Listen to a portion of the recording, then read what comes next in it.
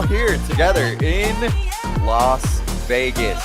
FTLIVE, Braun, Pierzynski, Kratz at Mandalay Bay. Is that where we are? Sportsbook. Well, if you don't believe me, you can look there. You can look there. You can look there. You good? Yeah, it's been Confirmed? It's been a lot. What, your travel? Travel is amazing these days. Travel on the Sunday. Oh, on the Sunday after Thanksgiving. Thanksgiving. Oh my God! It was so easy for me. We don't have an hour. So easy. We don't have an hour for the travel soapbox Oh today. my gosh! Because actually, shit's going down today too, which I do like. You Getting needed a little cook from You the house needed here. that. A little bit of cooking. I actually A little didn't. bit. There's actually a lot happening. There is Usually a lot. nothing starts till next week. No. A lot of times, Yes. nothing really starts till the winter meetings. The GM meetings are nothing. They're just They're just get a free information. vacation. Yeah. They get a free suite and they all order room service. And they're They like, all got belly aches too. yeah, they got belly aches. They all ordered the wrong chicken fingers.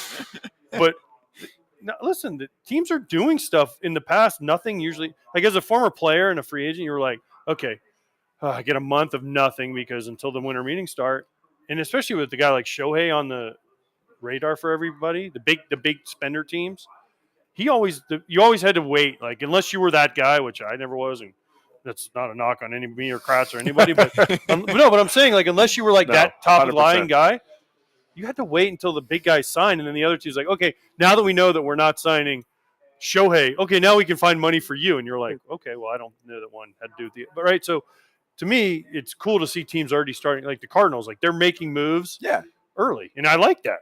Because they know that those guys that they're making moves for, their price may go up if they're the last one standing, and they're like, oh crap.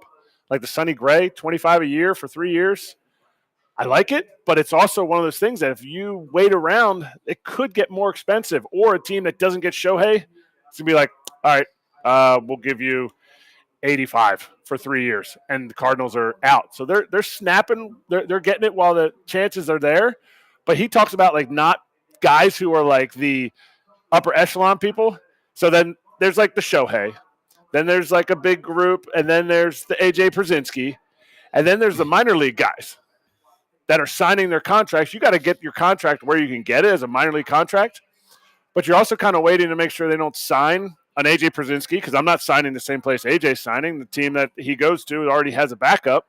So I would kind of wait, but then the 1 year when I waited, teams were like, we can't give you this much because it could go against our salary cap. I was like, what? Not salary cap, the luxury tax. I was like, what are you talking about? Because you're so expensive. Because my $100,000 I'm going to make in the minor leagues is so expensive. So it's all posturing. It's also just garbage. It's all posturing. It's garbage. It's all Hi, garbage. we're so rich, but we can't afford your league minimum deal. So sorry right now. It's crazy. BS. But Well, you hear it. You hear it. I know. I mean, You hear they try. everything on free agency. You They hear try. so much bullshit. Well, So much bullshit. while we enter into that, just one reminder, actually, because Kratz is showing off our foul territory softest shirts on the planet They're today, so and it is Cyber Monday, and we do have a Cyber Monday deal on foulterritoryshop.com. Go ahead, there it is. There he is. Yeah, come back. I had it. Yeah, get the single. You Get had the it. single, John. Give me my He was single. saying Give me it my with his one chest. shot. There A he little bit is. higher so There you he can see is. the whole thing. Exactly. Okay. There we go. Perfect. There's shirts, there's hats, there's wristbands, there's stickers for the kids. Wristbands Check it if you're out. going to the EDC with Scott. Yep. Apparently, We're kids need Cardinal heavy wristbands. today, too, by the way. Don't forget. Well, let's. What does that have to do with EDC?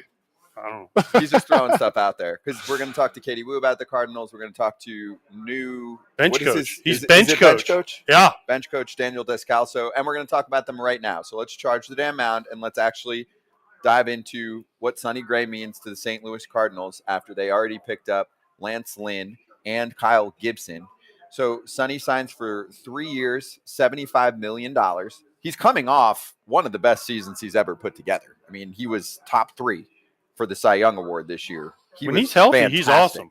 Yeah, and he was great. And he is secondary stuff city, and it works for him, right? And it's what the league has kind of tilted itself towards anyway. They signed him for his age 34, 35, and 36 season. He had a 2.79 ERA this past year, 184 innings, 183 Ks, his best ERA and innings pitched since 2015. And this was a big one for me, lowest home run rate in baseball. I know the playoffs, they got to him, but he gave up 8 home runs this year, league best 0.39 per 9 innings. I did a game with him this year. It was in Yeah. Cleveland, I think he pitched, against the Guardians, who didn't hit home runs. The joke was Sonny Gray's going to give up a home run, and he hadn't given up a home run in, like, I don't know, like 90 innings, and then Will Brennan, He gave to one an up. outfield. Oh, we're like, what are the lowest Noah home runs with the outfield of the Guardians? And we're like, something's got to give.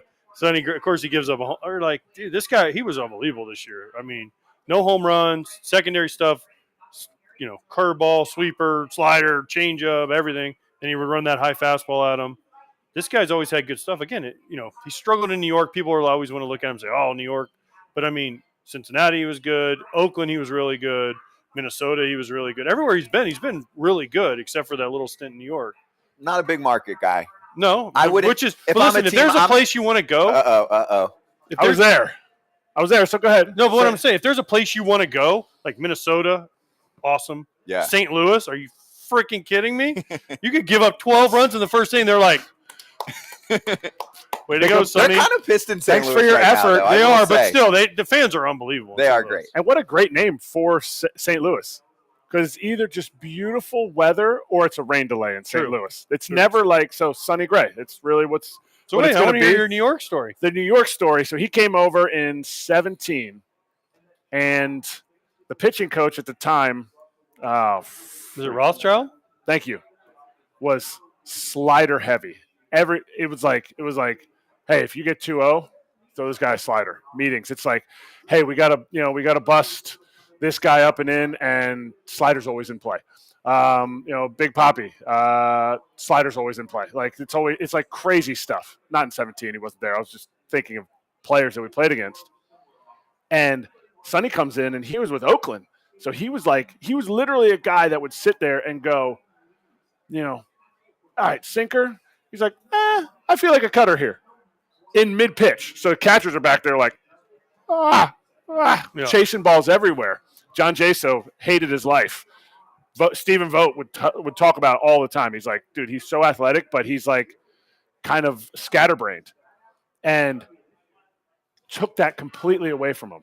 He'd give up a hit on, making like a field pitch. Like, I think a cutter's best pitch here. If it wasn't a slider, Larry was all over him, and that affected him more than the media affected him. They made him throw more. He's like, I don't throw that many curveballs and sliders.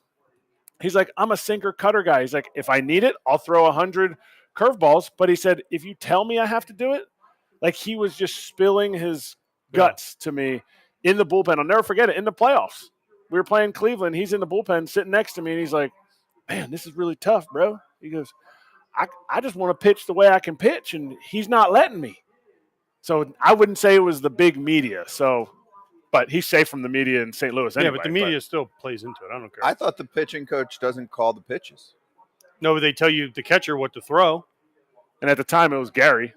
And also, here's the thing. Like, you can say the pitching coach doesn't call pitches, because I had pitching coaches that would come up to you and be like, why did you throw that pitch? And you're like, you want to call the pitches? That fastball, curveball, slider. Let's go next inning.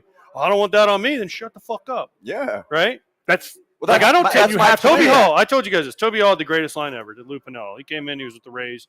Lou Piniella was like, Toby, why'd you call that pitch? He goes, listen, Lou, this isn't fucking PlayStation. I can't hit the X button. He throws a slider in the dirt. The guy hung it. He hit a home run. What do you want me to do, Lou? You want to call the pitches? Lou's like, God damn it, Toby, and his voice. But like, it's right. Like, you can call. Listen, the scouting report thing is great, but if the guy can't execute, it doesn't matter. But the thing, what he's saying is, the Yankees made him uncomfortable going into the game, and he didn't feel like he was pitching the way that he has his whole life. You hear this from guys a lot now. Guys are like, oh, I was a sinker guy, and now they're trying to make me a high four-seam guy. And he's like, that's not me. And they go back to doing their other thing. They're pretty good again. Or it goes really well. Garrett Cole to the Astros. Exactly. And they're like, huh. Well, so there was extra stuff in there. But all that stuff goes into it on both ends of the spectrum. Garrett Cole was a sinker guy. The Pirates were like, hey, we just got to run that sinker in, run it farther in. And when it's 2-0, run it farther in. It's like, Astros were like, well, here, get a little glue on your fingers, and we're going to throw that thing top of the zone because you can really spin it. And so that's that like dichotomy of these guys that you pick up. And some people look at it and they go, oh, man, like, he's a veteran. He should be able to figure that out. No, I would it's just say, still the screw same. you. I've been in the league for a minute. I've got the track record. Doesn't work like that. It didn't work for this many starts. It's easy Now to let's say when try you're not it a my player. way. It's easy to say when you're not a player. Of course. Dude, it's not that easy. It's hard. Kratz and I were just having a conversation when I was in Before the Boston. Okay. And I went over there and it was 2014. This is my 14th year being a starting catcher in the major leagues. I get over there and they're like, we're changing everything. And I'm like, I finally got to a point where I was like, I can't do this. Like, this isn't working. With your swing or with your catching? With your receiving? Like, it was unbelievable. I mean, it was unbelievable. Like, they had me doing stuff. I'm like, I've been doing this for a decade and a half now.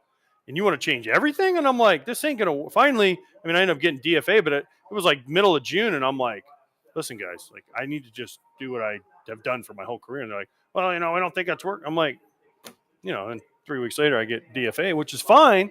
But, you can say big market, whatever. But if you're not comfortable with, like, as a pitcher, your pitch selection going into a game, it's really hard. If you're not comfortable with what you're doing every day as a player, it's impossible to perform. Sounds like another former Yankee that then thrived. Jordan Montgomery. Aaron Hicks. Yeah, that's true. There's a bunch of them. It's because the Yankees are in the spotlight. You're always going to look. No, at of course. But I'm just bringing them. I'm picking on them, but I can pick on others too. It is, but that's the relationship between players and coaches, and you can pick that out so many times. It's not. That's why I choose to believe most of the time when players have a bad year. Oh, he's on the downswing. He's on the wrong side of 30. Okay, Aaron Nola, Kravitz left. He was a Cy Young candidate the year Kravitz was his pitching coach. Rick Kranitz. What I say? Yeah, Rick Kranitz. Sorry, Lenny Kravitz. Lenny Kravitz was not there. But great Joe musician. in Vegas probably. He could be there. He could be here. But he leaves. Aaron Nola went through some times because he didn't have his pitching coach that really connected with him and was there during a good year. Where did Kranitz go? Atlanta. For how many years of playoffs with constantly just running new pitchers in and out that are on the Cy Young ballot? Yeah. Pitching coaches can change and evolve too. So good and bad. Right. Good and bad. Brent Strom, playoffs. It all matters. Pay him more. So we'll do much more Cardinals later. Let's spend 2 minutes on Kenta Maeda to the Detroit Tigers because, hey, I don't know if you realize the AL Central is kind of up for grabs. The Twins are cutting payroll, right? We've already gone through multiple players that they're not going to have back next year, including Sonny Gray today. Kenta Maeda now going from the Twins, and he was really good at the end of the season. He started off slow, but he was really good for the Twins down the stretch. Now he goes basically from Minnesota to Detroit. The White Sox are a mess that we cover all the time. The Guardians are trying to hang around the bottom 3 or 5 payroll, and they certainly don't look like they're a force by any means right now. The Detroit Tigers pick up a pitcher who they probably have to give an extra year to kind of separate themselves from the pack. I'm sure Kenta Maeda got a lot of one-year deals in this range, but it's 2 years. It's $24 million. In my mind, guys, and I know it's for his 36 and 37 age seasons, I think this kind of play has more upside than what St. Louis just did with Lance, but especially with Kyle Gibson too. Like Kenta Maeda, if he's healthy and looks like he did in his last 16 starts of the season, which was a 3.39 ERA, that's a number 3 starter in my mind. Well, if and he's also on the he mound, can come out of the bullpen. He's done that before too. He can do that later on. He can be a swing guy. He can do. Listen, this guy like this. This is a good move, especially he just had Tommy John, so he just came back. So you're counting on it not new blowing. bionic arm. Well, you're not counting on it blowing out again. Yeah, is what was more the point. And I think this is a great signing. Plus, it sends a message to the rest of the division. The Tigers have always been a team that had the financial ability to be the one juggernaut. I mean, the White Sox, but obviously. But the Tigers have had the ability to be that juggernaut and go like, all right, Illich was like, remember? Fielder, Victor Martinez, Verlander, Scherzer, Porcello, Anibal Sanchez, Miggy extension, Dontrell. Like, boom, we're throwing, Carlos Guillen, Magglio Ordonez. We're throwing money, right? Pudge Rodriguez. And it worked. They got to the playoffs. They got to the World Series. They never won one, but they did it. Now this sends a message to the rest of the Central. If I'm in the White Sox or the Twins or the whoever, the Guardians, and I'm like, oh shit, are the Tigers turning it back on? Now they need more. They still need more starting pitching. They need Mize to come back. They need Skubal to be healthy, right? They need some of their young guys to take the next step. But this, to me, is the one team in the Central that is kind of ratcheting up. Yeah, and I like their outfield too. I really like Riley Green. I mean, I think there's a ton of upside there. Torkelson figured it out this year. Torkelson figured it out. Mark Canha was a sneaky little pickup already. So and I think they have to do more. Nothing against Miguel Cabrera, but him being gone now, it gives him financial flexibility, obviously. Yeah. But it also takes away that shadow. Now, he wasn't a bad teammate. He was a great teammate. He was a great player. But there's also that thing of, God, we got to figure out how to get Miggy. Because when you talk to AJ Hinch, she's like, we still got to get Miggy at bats, but we'd really like to give him to this guy is the DH. Well, they had Miggy, and they couldn't really do that for the whole year, right? Basically the last 2 or 3 years. Yep. So that also clears that, and now they have more flexibility in their lineup construction. They might be a pain in the ass in the Central. They might be contending for the division. I think it's possible. And if there's somebody that's pushed a team from a rebuild to championships, it was AJ Hinch. When he first got that job, I talked to him about the different guys that they were hoping would come up pitching-wise, and now they've had injuries with those guys. Some of them haven't done well. You add Maeda, who's going to give you innings. You have Skubal, who I think is the best there, and they love Mize. I love Skubal, though. I think Skubal's taken that next step this past year of being a strikeout pitcher in the zone. He wasn't just, I got to tickle the edges. I got to do the backdoor cutter, all that stuff. He comes right at guys, and I think it's theirs. I think it's theirs for the taking. I'm not saying Kenta Maeda pushed them to division winners, but I think they're probably at like an 83 win type of team right now. They love Skubal. Mize had the shoulder, though. That's the thing that worries me. He had the shoulder. And I don't know. Skubal, they love Skubal. Talk to Hinch. So he's like, this is the dude. Yeah. Jackson Jobe, who we spoke to, is a really good pitching prospect who should be up this year. Just saying. And they have Skubal, good interview, too. We need to get him on here. It's good talk. They have athletes, too. I like Kerry Carpenter in the outfield.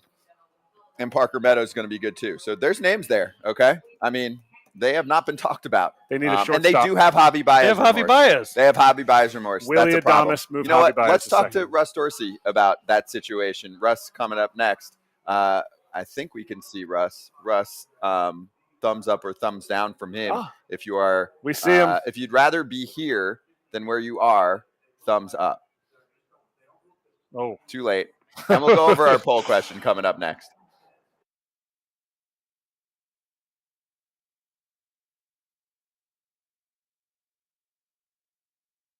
They want to shorten the pitch clock more. And we're like, well, let's find other ways to do it. And one of the ways that was brought up was making the challenge system more like the NFL challenge system, which I think is going to continue to be talked about because I do think it's a good idea, where instead of guy slides in a second, he's called safe or he's called out. Now it's like, hold on. Let me look and see. That's 15, 20 seconds. Why don't we just do it like the NFL is, where you get until the next pitch is thrown to make your challenge. And if everything's all good, we don't have that like 20-second pause to wait for the guy on the phone to tell him, no, he's safe or no, he's out. And so that happens, 7-8 times a game between both sides. And it's about 15 to 20 seconds each. That's 2-3 minutes right there. So just little things like that, that, like I said, is from a player's perspective, we know what is kind of like a time killer and what is just going to have to be part of the game. And so we hope to continue to have like those discussions as to like, let us tell you where we think there's too much dead time. And then let's try to figure out how we can shave a couple minutes off each game, because you guys want quicker games. And fans do too. And like I said, nobody really disagrees with that. We're just trying to make it healthy and clean. And so that's our biggest fight. And now, back to foul territory.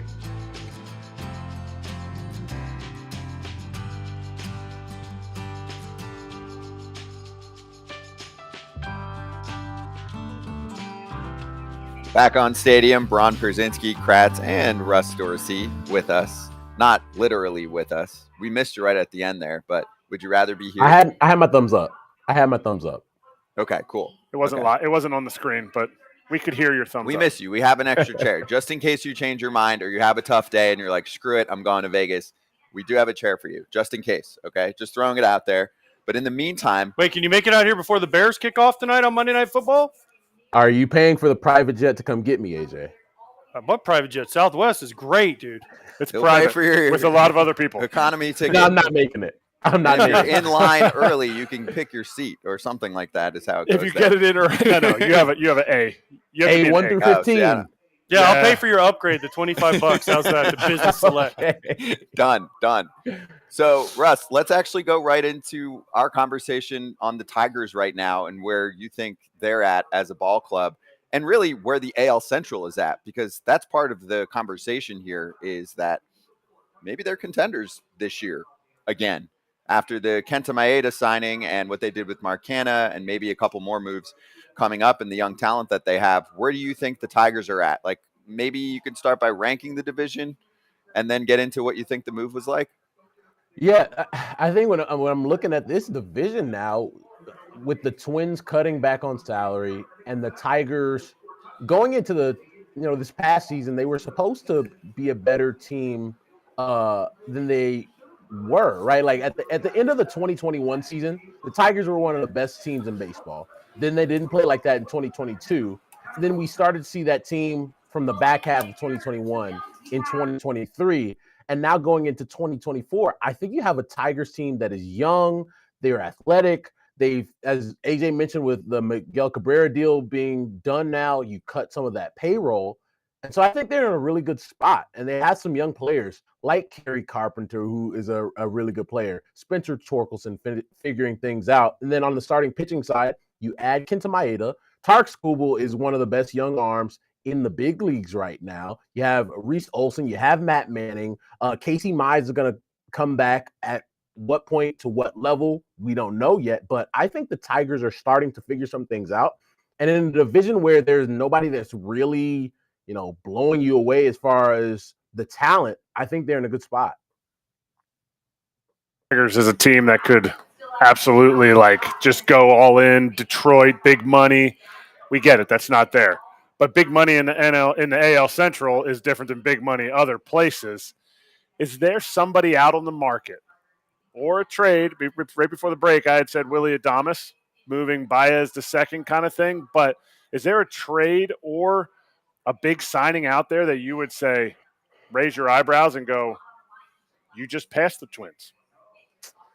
If they could find a third baseman, I don't know who that guy is, but just like to have the bookends of Spencer Torkelson at first base every day, and then a power hitting third baseman with Riley Green in center, with Kerry Carpenter in right field, that would tell me, okay, you figured some things out here, because I don't think being able to score runs is going to be the Tigers' issues. It's, are your starters going to be able to stay healthy for the long run? Because I think 2 years ago, if you ask people about the Tigers, oh, we love their young rotation. Spencer Turnbull, who's now, they non-tendered, and Casey Mize and Tarek Skubal, all these young arms, and they weren't able to stay healthy at the same time. So if they could find a middle of the order bat to play third base for them every day, that would, to me, would help solidify that lineup, and then you're full steam ahead.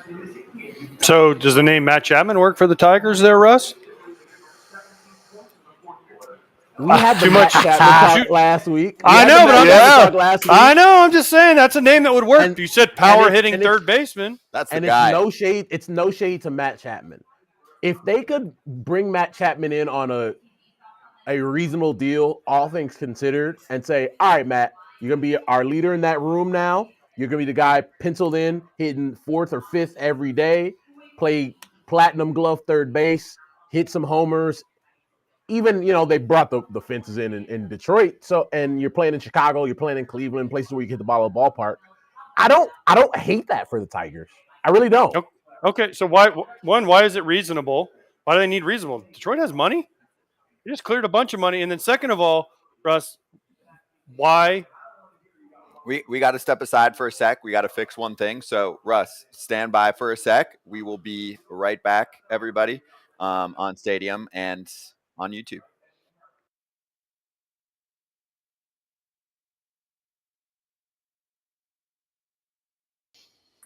Yeah, I mean, if it makes sense, if you want your car to go as fast as it can, but you redline it for 3 hours, the transmission is going to fall out, and it just makes sense that it's we're just pushing these guys to go, because I mean the way pitching is now, it's 100% every time, and so now we're having them do it quicker.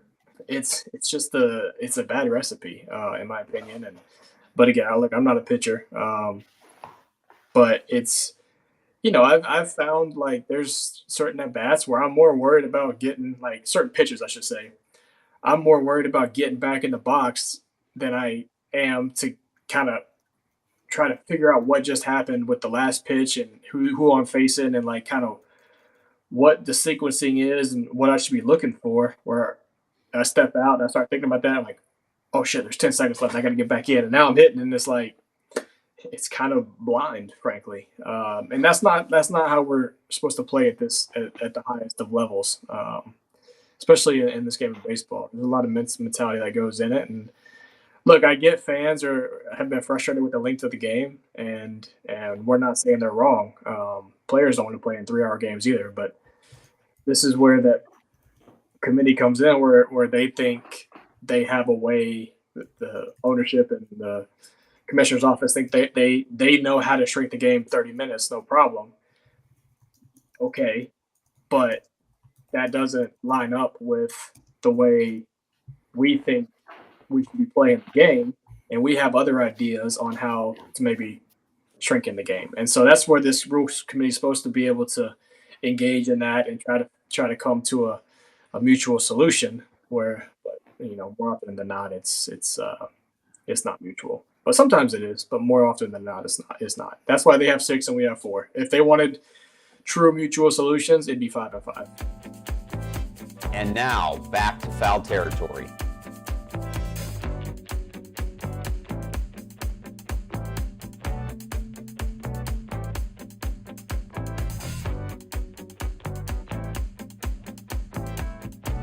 Hey, Miss. All right, Russ is back. We're talking Tigers and maybe a third baseman. And I very, very much agree, Russ. When I'm thinking about what the Tigers should do is also not trading their young relievers. They have a bunch of like cheap young relievers that were good this year. And I read articles all over the place like, oh, maybe they'll trade him here or there. I'm like, no, if they're trying to compete, those guys are cheap and they're good and they're young. I'm like, no way. But anyway, AJ, there's Chapman, there's Candelario. Yeah, there Chapman's is the answer. If we're going off Justin Russ, Turner. but yeah, Justin Turner would be a great guy to come in for a year or two and be the bridge in the clubhouse that they need. But my thing is Matt Chapman fits the best, Russ. But why does he have to be reasonable? The Tigers have bukus of money. And two, the other thing that you started this whole thing off with before you jump me, why are the Twins cutting salary? The Twins made the payroll or the playoffs. They won a playoff series for the first time since 2002. Why the fuck are the Twins cutting payroll? It's not like their payroll was $350 million. It was very reasonable. And all they got to do is maybe go out and sign a pitcher or two, bring back Sonny Gray, who liked it there, and they could have had a chance in the division again. Still, we're cutting payroll. Why? I'll start with the Twins first. I'd love to have an answer for you, but I don't have one. And I think when the Twins surprised the baseball world, shocked the baseball world, and signed Carlos Correa and brought him in, that was kind of like the Twins aren't playing around. And they signed Byron Buxton to the extension, which, hey, they made that decision to keep Byron in Minnesota. Hasn't really worked out for them the way they thought it would. But they had been able to develop a lot of young players on the offensive side of baseball. They've developed starting pitching. They were able to acquire a lot of starting pitching where it's like, the Minnesota Twins are starting to put something together. And it felt like Sonny Gray fit that market perfectly, fit that team perfectly, what they wanted to put together there. And it is a bit of a head scratcher that you commit to a guy like a Carlos Correa long term and say, hey man, we're going to be for real. And then the following offseason, you're cutting payroll. As far as the Tigers and Matt Chapman, I think the reasonable comes from the part of the 659 OPS after May 1st was how I'm thinking, because I know that's how teams are going to think, right? They're going to say, Matt Chapman, we know you got big-time power. We know you have a crazy glove. We know you're going to be good in the room. But was that more from May 1st on last year, or was that, an exception to the rule? And I think teams are going to look at it that way. Like, who is the real Matt Chapman? So they're going to be anchored by Kenta Maeda and Tarek Skubal? Or can they make that splash with Jordan Montgomery, a 31-year-old who's going to clearly, after what Sonny Gray got, is going to cost $25 million a year? Well, I think you and I both know, Kratzy, you're going to need more 5 dudes to get through a season. And especially with those guys coming off injury like Skubal and Mize, and you have young guys in Matt Manning and Reese Olson, you need some veterans in that rotation. So I wouldn't be shocked if they're still in the market looking for some veteran starting pitching. Jordan Montgomery, outside of Skubal, don't have really another left-hander in there that you can trust. That would make some sense to me. Yeah, and you're damn right. The division is down. It is time right now. I mean, look, the division is pitiful. It's like usually when we look at the trade deadline, for example, the winner were the Minnesota Twins because they didn't sell and everyone else did. I mean, that's how you describe the AL Central right now. So, yeah, Detroit should get after it. I think this is the offseason for them to be aggressive. I haven't heard them a lot in terms of like playing at the top of the market, but we'll see what happens. Hopefully they do. Okay, let's move to the Dodgers, Russ, who finally make their big move this offseason. No, all kidding aside, Jason Hayward, though, 1 year, $9 million. Obviously, they're playing at the top of the market. I'm sure they're in on Ohtani. I'm sure they're in on Yamamoto, etc. But what do you think of them bringing back a player who, if you look at what he did this past season, it was really freaking good for them? That's not high cost for a 1 year contract for a player that put together his stats. Yeah, I think when you look at what Jay Hay had to do going to LA, playing for the Dodgers on a minor league deal that wasn't guaranteed, making the roster, and then being okay with that platoon role, which a lot of guys after starting their whole careers aren't comfortable with. He fit right into that. It helped that he had a lot of guys that he knew on that roster, knew Mookie Betts, had been best friends with Freddie Freeman from their time back in Atlanta. And I think for Jay Hay, he didn't have to have the pressure of the big deal anymore.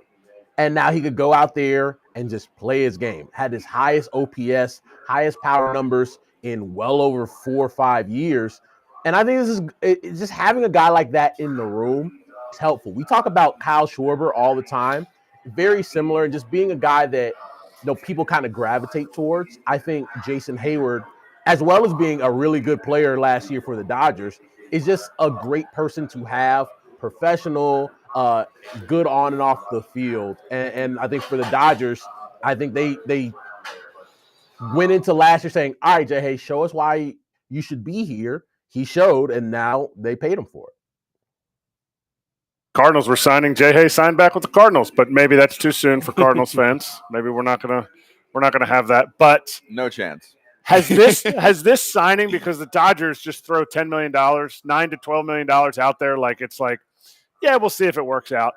Has this signing devalued the market, or has it overvalued or pushed the market up? It's a guy that's a 2-WAR player, so technically $9 million for a guy who created 2-WAR at age 35. He was 34 this year, so next year he'll be 35. Is this something that other teams are looking at and going, dang it, we missed that? Not that they had a chance for him, or are teams saying, dang it, they're overpaying. Now it's going to be even more for us to get some of these 32-year-old guys. I think it might be closer to that, Kratzy, where I think teams already look at the Dodgers and say, man, they get to do some stuff that we don't get to do, or we won't do, right? And I think there's always been this understanding that the Dodgers get to play in different water than everybody else than most teams get to play in. And so I don't want to discredit Jay Hay after the season that he had. Like, he went out there, played well, hit for power, like people thought he could do for a long time, played good defense. It allowed them to have flexibility with Mookie Betts to move him to short, move him to second base. And I think it's one of those areas where I think the Dodgers value Jay Hay differently than other teams do because of what he allows them to do as far as Mookie Betts, right? Like, I don't think it's just a one-for-one type of move. I think it's one, you get Jay Hay and you're allowed to do this, you're allowed to do this. You can start Mookie at second base and short against right-handed pitching. You can pencil in Jay Hay against right-handed pitching. and move things around like that. And so I think they value it differently than another team might look at Jay Hay. And I think it works out for Jay Hay in the end. Like, you get $9 million coming off of a solid season. But I think other teams in the marketplace might look at it and say, "Oh, are you maybe overpaying a guy?" How much? I think he's underpaid. I think the year he had last year, based off the year he just he had a had. great year. How much, Russ? I just want to know. First of all, he had a great year, but how much did the Freddie Freeman influence happen? I mean, with Hayward, because he struggled. Him and Freddie are literally, I mean, like this. Their boys since they came were up together. Since they were drafted. They were roommates. They became like best friends. So, I mean, does Freddie Freeman get a cut of this deal from J.A.? Is he like, hey, man, like, you got me another $9 million, bro. Here's a couple. Is that a real question? And also, does Freddie need the money? No, but it's still nice if your friends would pay for something. If I'm Jay Hay, I go, big dog, I think the Dodgers took care of you. And I know Atlanta took care of you. I'm just going to keep my $9 million, and I'm going to put that in the bank. But thank you. I was more talking about the three of you. I don't know what that means. When friends help a friend out, Kratz, Scott, Russ. So we need to kick you need to give me money. I'll get your lunch today. Man, you're such a pal. AJ, you do this thing. I know how many years you played in the big leagues. What does that matter? That means you should be helping me. Friendship dues. Russ, this is a thing. He will pay for all the meals. He's being humble. He's being super humble. So anytime you go out, don't even reach for your wallet. Oh, he doesn't. He's got it. He's got it. It's offensive. It's offensive if you reach for his wallet. Because he's like, Google me. Check me out on Baseball Reference. Kratz, here's my thing. I believe you, but it might be different Russ rules when me and AJ are out. Russ like this. He's like, my hand don't go that far. I can't get it down there. I don't know why. I'm like, I go in here, go in my wallet. I'm ready. Look at all the dust. AJ. Look when he shakes that thing. Look at all the dust that comes out. All right, so I'll take you to a team that has to pay for all the dinners right now. Ready? Yeah. Our poll question, which we're late to the party here, but I wanted to wait to bring it out during this segment. We're talking Giants for a couple minutes. Will they make a big impact this offseason? We basically put it as a statement, and the Giants will be making a big impact this offseason. So is it A, true, B, they'll only sign like one good player, C, they do nothing, which you might laugh at, but we thought they were going to do something at the trade deadline, and they did literally nothing, or D, Ohtani or bust. So where would you vote? It's kind of like an all over the place poll. Where would you vote, and where are you at right now in San Francisco? Because in my mind, I think there's a stigma with some players that are already in the league that don't want to go there for a variety of reasons, right? And I think that if I'm San Francisco, they're probably heavily going after some players that are coming over from Japan, because there's a ton of talent coming over from Japan this offseason, and maybe they don't care as much about the team being mediocre, the platoon city, and the, hey, we're going to have two starters and everyone else is going to be weird, and some guys don't like the city, right? Like all of that stuff that's into play, I don't think might not be as much of a play for an international signing. What are your thoughts?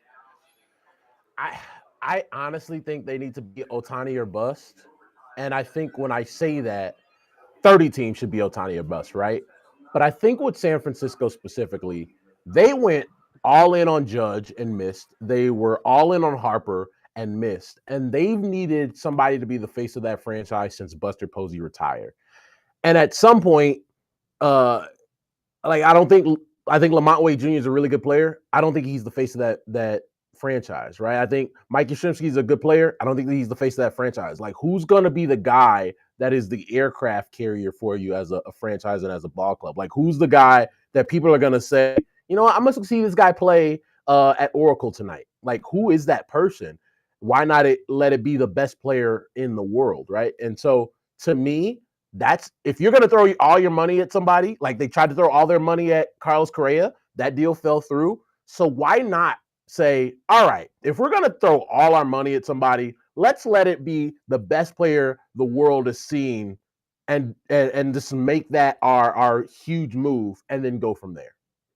Russ, has there ever been an organization that needs a star? I mean, we just kind of hit on it a little bit, but the Giants need a star. The Giants are better. Obviously, Barry was the star of stars, right? And then you had Buster Posey, but you Right. also had Bumgarner and Lincecum and Kane, and Crawford was great, Brandon Belt, Pablo Sandoval. I mean, how many Panda freaking hats did you see running around, whatever it's called now? I still want to call it AT&T from when I played there, but I know it's Oracle, I think now, Parker. Yep. Whatever it's called out there. But there's no fan base that needs a star more. They've tried. You mentioned Judge and Correa, and they keep trying and trying and trying, but Ohtani's it, right? Like if you can convince Shohei Ohtani to go to San Francisco, I feel like it changes the stigma that's kind of out there that people don't want to go to San Francisco. Now, will Ohtani want to go to San Francisco? It's freezing cold all year, right? You're in August. You're in heavy coats and parkas there, okay? And the ball doesn't go anywhere. And don't give me this. Dude, you didn't play baseball. Well, it sucks when it's August. You're in a puffy jacket and you're going, oh, my God, it's August. I want to wear sunny and sweat. I live in Chicago. Still, I understand you're in a blizzard, but I mean, in August, you don't want to be in a blizzard, right?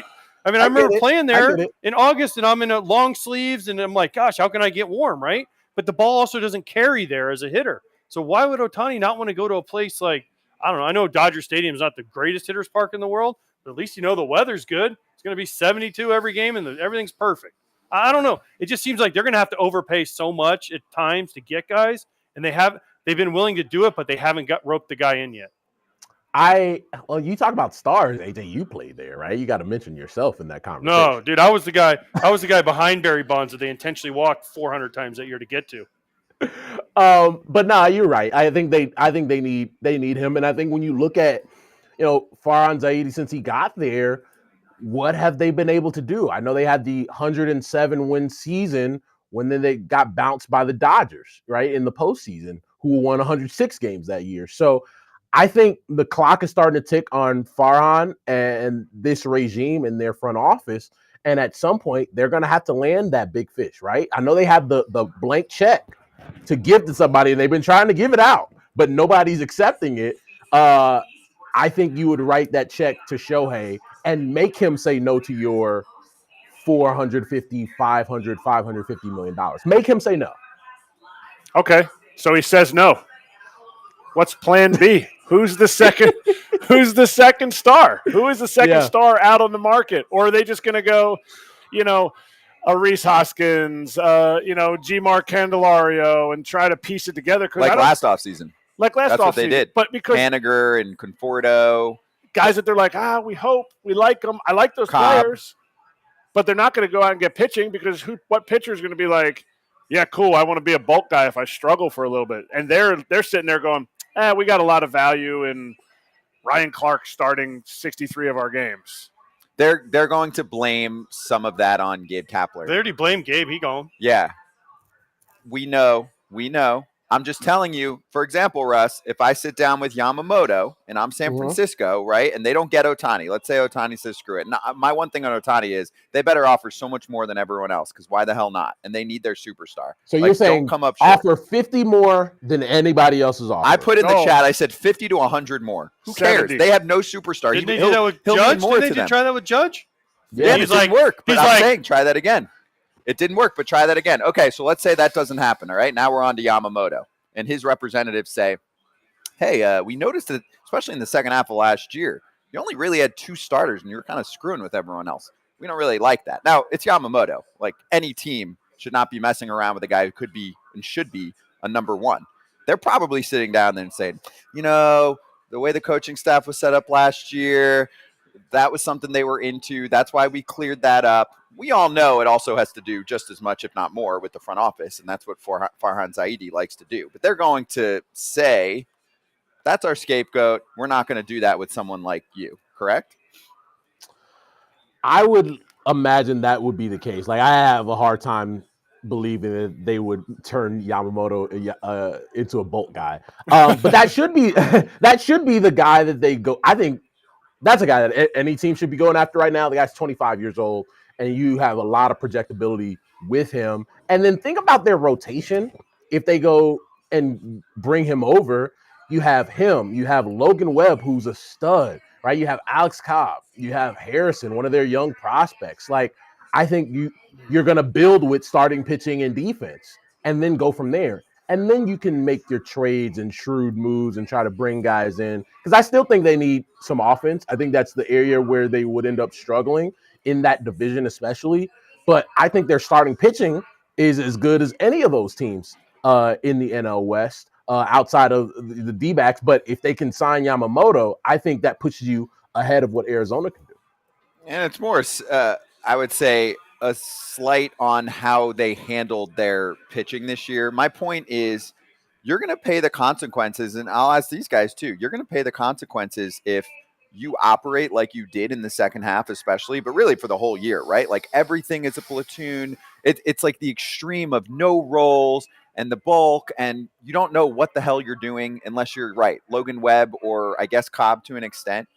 It sets a bad precedent if you're a free agent and you're picking between two teams. No? Doesn't that set a bad They precedent? didn't do it with Logan Webb, but they didn't do it with Logan I know Webb. they didn't do it with Webb. They I'm didn't not do it saying with for top Yamamoto. stars. I'm saying But if the you're other a mid, 3 days they did. okay, you're a mid-tier starter, right? And you're looking at them. Aren't you like, I don't really trust them. I don't like what they did, and it didn't work. Ask Ross Stripling how his year went. Yeah, you would have to like put a name to the mid-tier starter. Like who are you saying? Like if they go and get Kyle Gibson might be like, I don't want to be a bulk guy. Don't put me in that. Don't put me in that. He also didn't sign there though. But I'm saying But it would those have names to be would think twice. Kyle Gibson, Kenta Maeda, Lance Lynn, I agree. Nick Martinez, Luis Severino, Lucas Giolito, Seth Lugo. There's a ton of names that all would be looking at them like, so what's your plan now? You guys going to be a little different with someone like me? If I struggle for 3 starts, or you're going to say, you're coming in the 3rd? I'd put it in my contract. If I come in, if I don't start, I get bonuses. Yes. That would be awesome. That would be awesome. My question for you, Russ, is look back at what the Rangers did in 2021. They spent over $500 million. And then in 2022, they spent more monies, many monies on DeGrom. If you combine what they spent in those 2 off seasons, will the Giants spend more this offseason? Because if the Rangers can do it, I know they were coming into a new stadium. They were flush with money too, but the Giants can go more. So I don't know that number. I think it's $695 million they spent in the 2 years, if my math's right. But anyway, do they go over or under that this offseason in the length of contracts? Because that worked. The Rangers did it. It did work, which is why people always say, hey, spending money works. My gut says under, just because there are not enough guys to spend that money on in this offseason to do what the Rangers did in 2 off seasons, where if you don't land Ohtani, you're probably not spending anywhere near that type of money to even get to $500 million. Because even if you bring in Yoshinobu Yamamoto on let's say it's $220 million, that would take another $400 million to get close to what the Rangers spent. And I just don't see the players on the market. I don't see them being able to acquire as many players it would take to get to that number this offseason. Okay. Yamamoto, Blake Snell. No one's getting all those players. No team's going to do that. If you're saying no team's going to do it. Okay, it but sounds great if it's fantasy baseball, and I'm like, I'll take Snell, I'll take Yamamoto, I'll take Ohtani, I'll take Chapman. Let's see who else is out there. I'm going to acquire all these guys. No team's going to do it. The Yankees have done that in the past. They don't do it anymore. They don't do it. The Dodgers don't do that anymore. The Yankees don't do it. But the Giants need to make a splash. And here's my thing. If you say Farhan's not going to let them. $520 million, Shohei says, I don't like the cold.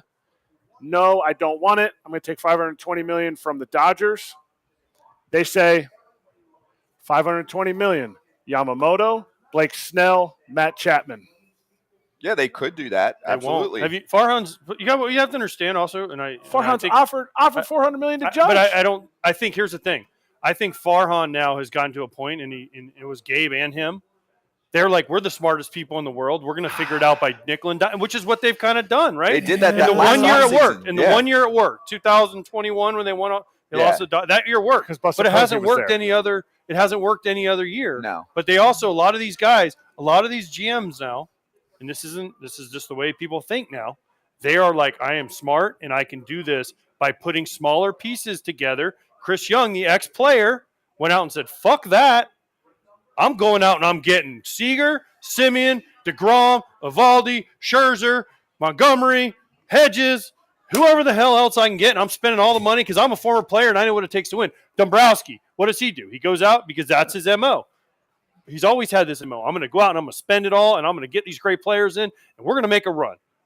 Hell yeah, if I'm a player. Now, but you don't. But these guys all think, oh, our algorithm says we can. You know, analytics has a place, but the algorithm says, oh, if we bring in Conforto and Haniger and Jock Peterson and Lamont Wade Jr. and this guy Jacob Junis starts 74 of our 162 games this year, right? And this guy, you know, the Giants had 2 guys that started Webb and Cobb. And then the other 3 days were bullpen days. Yeah, it was. And it guess was what? ugly. Everybody in the bullpen was like, I can't pitch the last 2 months. And they went, Okay, so I'll ask this to Russ, since Russ is We listening got to to go us too. banter.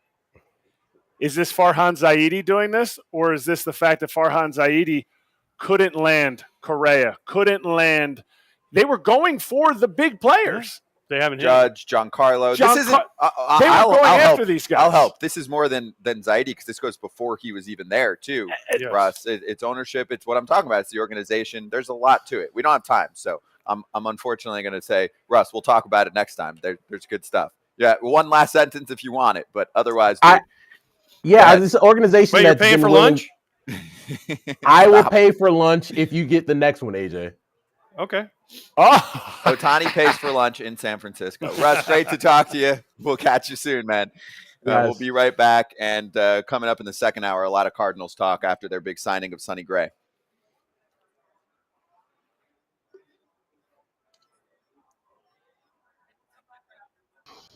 You know, that's a heck of a question, and that's like the 54% number was going to be the first thing that I brought up. And if I was a Mariners fan, I'd be really frustrated with that. It's you hear those comments from Jerry DiPoto, and they seem like a team that, while they've always had talent, they've always seemed like they're constantly rebuilding. As they acquire that talent, and then they trade it away, get prospects, and then they get to the major leagues, and you end up it's constantly being in a rebuilding state, and it would get really old to me.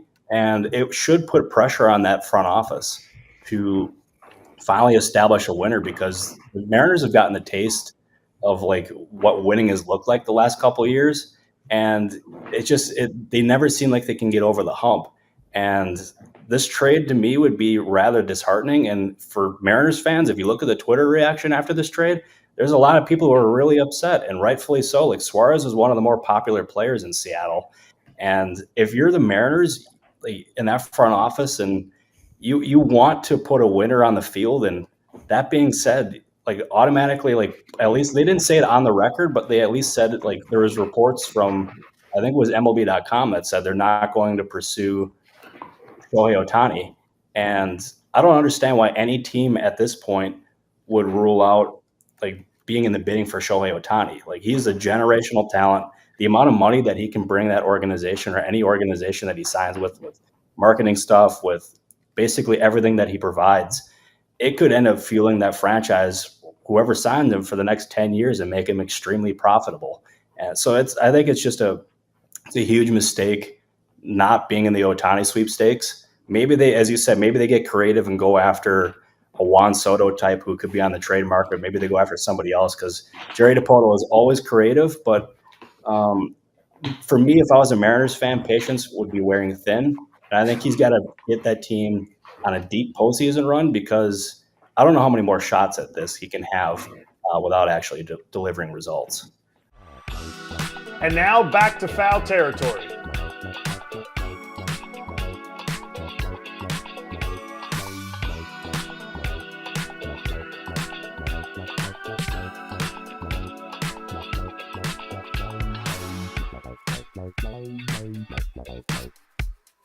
Back at it. We are at Mandalay Bay in Las Vegas on Stadium right now. Braun, Kratz, and Pierzynski.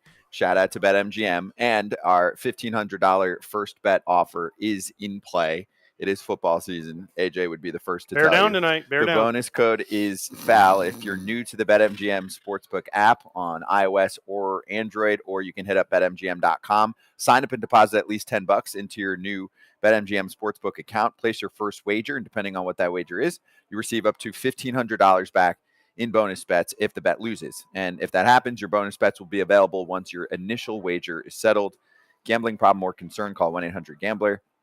I'm going to see if we can find Jamie Foxx, maybe in the hotel or something that. He was over in He was here when I checked I see in. him everywhere on signs. I just want to find him. I feel like Kevin Garnett's more on the signs here. On our Really? signs, here I see a little more KG. Much higher chance that we will meet or run into or hang out with Kevin Garnett, I would say, than Jamie Foxx. Fair? We'll see.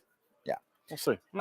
Right now, I'll just, while we have a minute, run through the odds to win the AL versus the NL. I'm sure you can guess the the favorite in the National League to win the NL. Braves at plus 300. The Dodgers are at plus 380. And the Phillies would be the three right now. Phillies are plus 500, and right then it's now. a pretty big drop off. Yeah, but Atlanta and LA close, I think, because the odds are like, well, first of all, they might get Ohtani. First of all, Atlanta's team is already set, pretty much. I mean, they're position player wise, and they're going to add a starter. I think that's pretty obvious. And they brought in Ronaldo Lopez. Yeah. But and then you have the Dodgers, who everyone just expects to win the division as a champ. So those are the two odds. I think they are banking on the Dodgers signing Ohtani, Also and that's why it's boosted up to that kind of level. On the American League side, Houston and Texas are pretty much neck and neck, and then it's a drop off after that. Also true, because the AL East is so tough. Yep. It's less about. I agree with these. It'd be more about who signing with one of these 8 teams makes them jump. Ohtani to the Blue Jays. Yeah. Make the biggest jump. Blue Jays aren't That's a on good here, call. but Toronto. We're going on FT YouTube. Katie Wu will talk to us. Daniel Descalso later as well.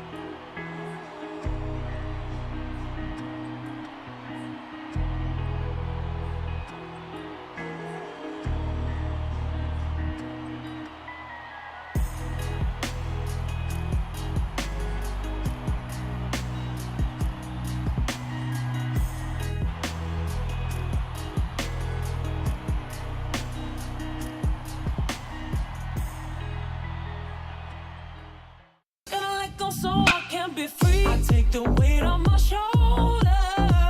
I feel the sky come down on me, and I can't hold it much longer. Gonna let go so I can be free. Yeah, yeah. Oh, yeah. Yeah,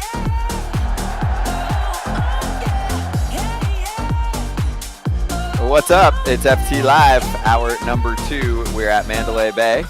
Scotty Braun, AJ Pierzynski, Erik Kratz. By the way, we are here for a 3-day stretch. So this show will be in its regularly scheduled time slot today, obviously for another hour, Tuesday and Wednesday. And then check out our socials, and we'll talk about it more at the end for more information. But on Tuesday night, there is the Playmakers Party, which features a number of current big leaguers, and they will be there, and we will talk to some of them. We're also going to get some of the players in the next couple of days to show up here bright and early, because it is actually early in Las Vegas right now for our FT fam that's not on the West Coast. The show starts at 9 or no 10. 10 here. 10. 10 here. Same time, East Coast. But if you're an East Coast guy, 10's not early unless you get in at 2 in the morning. Yeah. That 9 o'clock call time this morning came way early. Did it? Yeah, some of us didn't get here and go to the late. pool all day yesterday like you did. I did not do that. I didn't get in that early. I was coming from Orlando, dude. It is a trek. It is a trek. It is a 2-flight trek. At 10 in the morning. I left at 10 at night. I understand. You didn't drive. It's a flight. It's a 5-hour flight. No, it's not direct. No, you can't You make got it to take direct. 2. Unless Oh, you're on the. Another It's- reason not to live in Orlando. There is direct. I'm not going to get into it. It's a whole nother topic. I do want to get into the Sonny Gray signing right now. So let's bring in the Athletics' Katie Wu back on FT Live. Great to see you, Katie. You got a good crew here today, all in person. So where are you at, by the way? Yeah, guys, good morning. I heard it's a sunny day in St. Louis, but I am actually in Sacramento trying to get to St. Louis by the end of the day. So we'll see. Awesome. Wait, awesome. how was wine country? Because I see your pop up on my Instagram.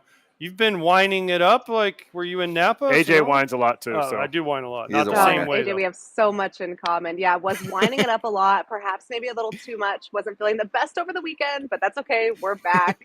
Cardinals are back too, evidently, with the news that they have signed Sonny Gray. So has been an exciting week or so in St. Louis. I'm excited to see how this rotation really comes to fruition going forward. Okay, so let's get right into it. Is this it? And do you think that Cardinals fans and the team should be satisfied? Because they kind of did everything very quickly at this point. When they said they were going to sign 3 starters, is this what you anticipated?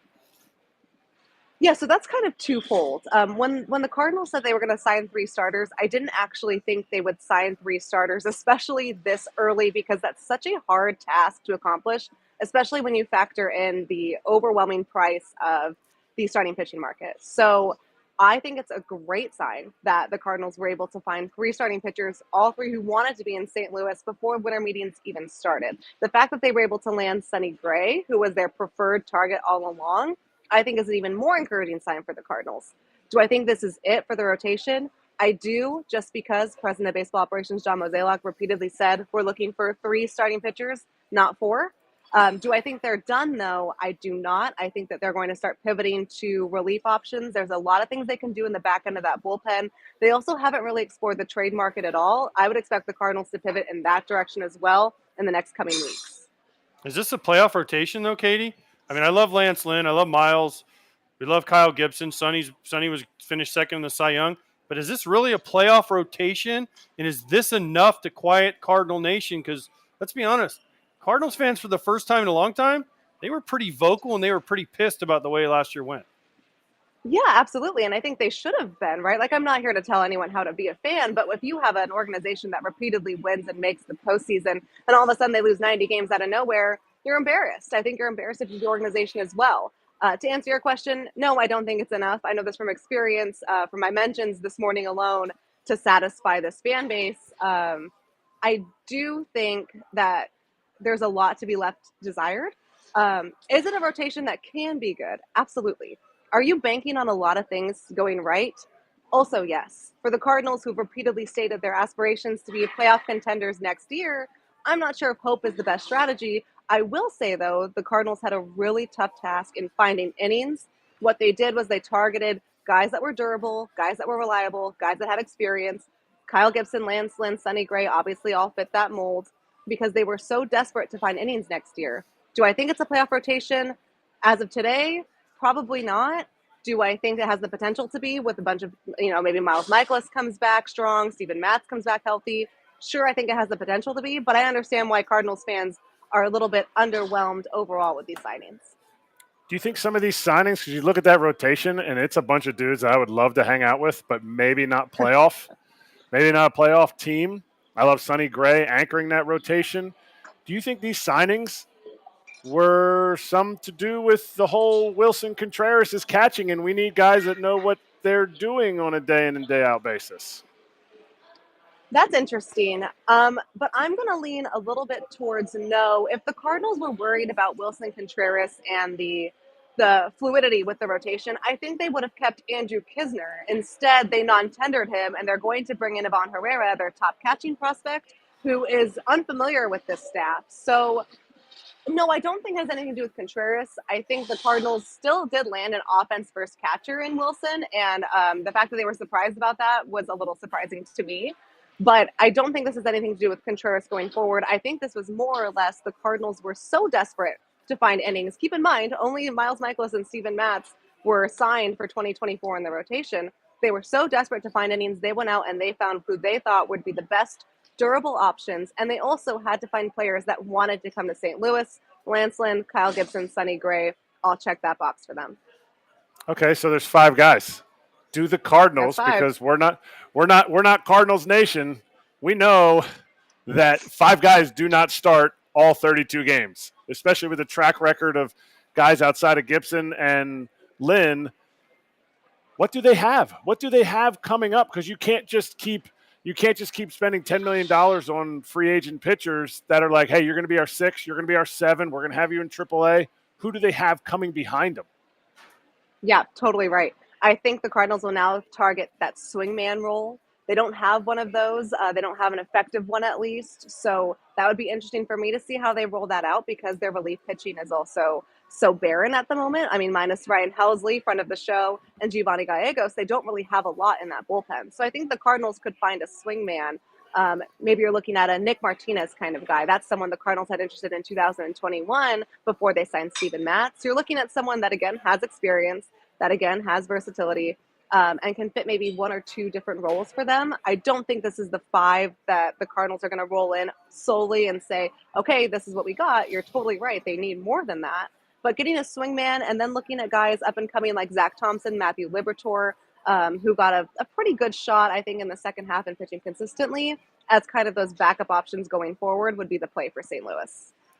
So, Katie, does this essentially end all the we could possibly trade Arenado, we could possibly trade Goldschmidt talk that was kind of out there at the end of the year and the beginning of the offseason, because they already brought in these guys? And listen, I love the fact that the Cardinals went out and got their guys early. It's awesome as a fan and as an ex-player. Man, I want to sign early. I want to know where I'm going. So does this end any of that trade talk? And is there another big move out there for the Cardinals to try to bolster an offense and find some more runs? I hope so, just because I think Mo made it very clear that he was not going to trade Goldschmidt or Arenado. He did not want to initiate a full rebuild. They don't rebuild in St. Louis, which I think is commendable regardless of how the 2023 season went down. So I would hope that puts an end to those trade talks. It was pretty obvious that Goldschmidt, is entering his last year before his contract ends out. Arenado opted in at the end of 2022. These guys want to be in St. Louis, and Mo never really planned on trading them.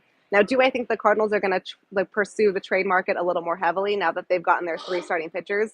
Absolutely. They have a positional logjam, specifically in the outfield, that in my conversations with Mo, he's expressed, I think, a belief that positional logjam kind of impacted the rest of the team, especially early on. When you're looking at the outfield, I mean, talking to Mo at the GM meetings, he identified his presumed starting outfield. Now, this could change, but it was Lars Nootbaar in left field, Tommy Edman in center field, and Jordan Walker in right. That kind of leaves Tyler O'Neill and Dylan Carlson out of a starting job. I would expect the Cardinals to entertain trade offers for those 2, and maybe they could, supplement either a rotation arm, or a bullpen arm. I don't think that they will necessarily look to upgrade offensively, because they really do trust their core, but it does raise a different wrinkle for me. And who are they comfortable trading away from a core they value so much?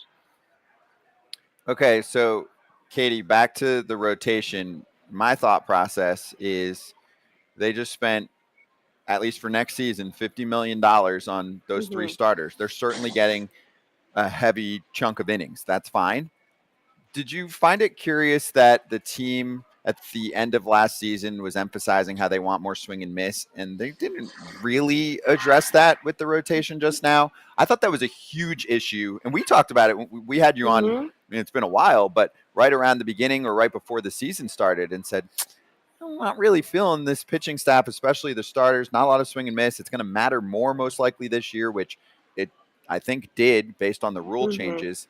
Do we feel like they kind of said one thing, but then veered in another direction? I didn't look at this team and say, man, they need to make sure they rack up 600 innings from 3 guys. I was more like, I don't know if Kenta Maeda is the best example. We just brought him up today because he signed with the Tigers, but he's got more swing and miss than, say, Kyle Gibson, for example. I know that he costs an extra year, but I just thought the moves were kind of curious in my mind. I'll just be honest. I don't love those 3 altogether in terms of what they're looking to do for $50 million. If you told me that's what they were doing and that's their offseason for the most part, I'd still be pretty pissed. And the gauge that I have from Cardinals fans, not that they're always right, but they seem like this was a very mediocre attempt at fixing the primary problem that they had.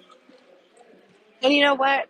I don't think they're necessarily wrong in that regard. I think when you do look at these moves in bulk, I think Sonny Gray is a fantastic addition for this Cardinals club. And I think it's kind of being dampered down from the fan base because the other moves maybe weren't as splashy as they would have expected. I do think they were the necessary moves for the Cardinals because they had, repeatedly expressed their intent to shore up innings. And I think in their front office negotiations, whether this is right or wrong, I can make the argument for both ways.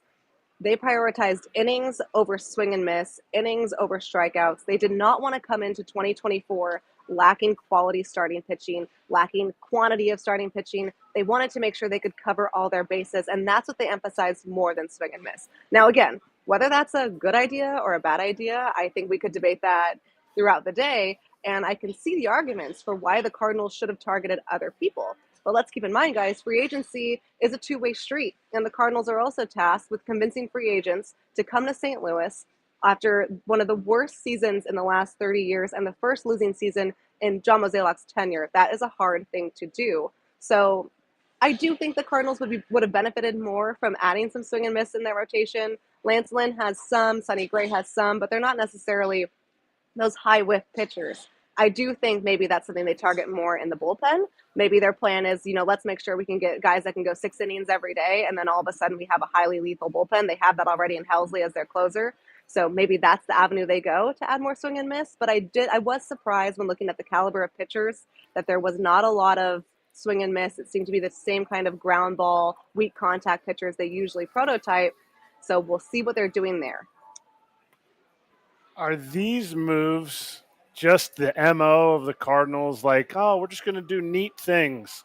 Or is there one splash that the Cardinals can make that will make Cardinal fans who are not like super, like they just love their team and we're just, everything's neat, neat, neat. It's a neat life. We got a neat pitcher in Kyle Gibson. We got a neat pitcher in Lance Lynn. Is there a move that the Cardinals could be like, hey, we're going to make a splash here and we're doing it, especially after making the Contreras move that kind of had some bad reverberations after last year? Or are they just going to stay in their neat little Mo, like, oh, we all call him Mo, and Mo is so awesome, and we're going to clap for Chris Carpenter when he comes back, and for Adam Wainwright when he comes back, and the horses will run around the field. Hey, I like those horses. Yes, okay, that's fine. But they poop on the field, so they're not that awesome.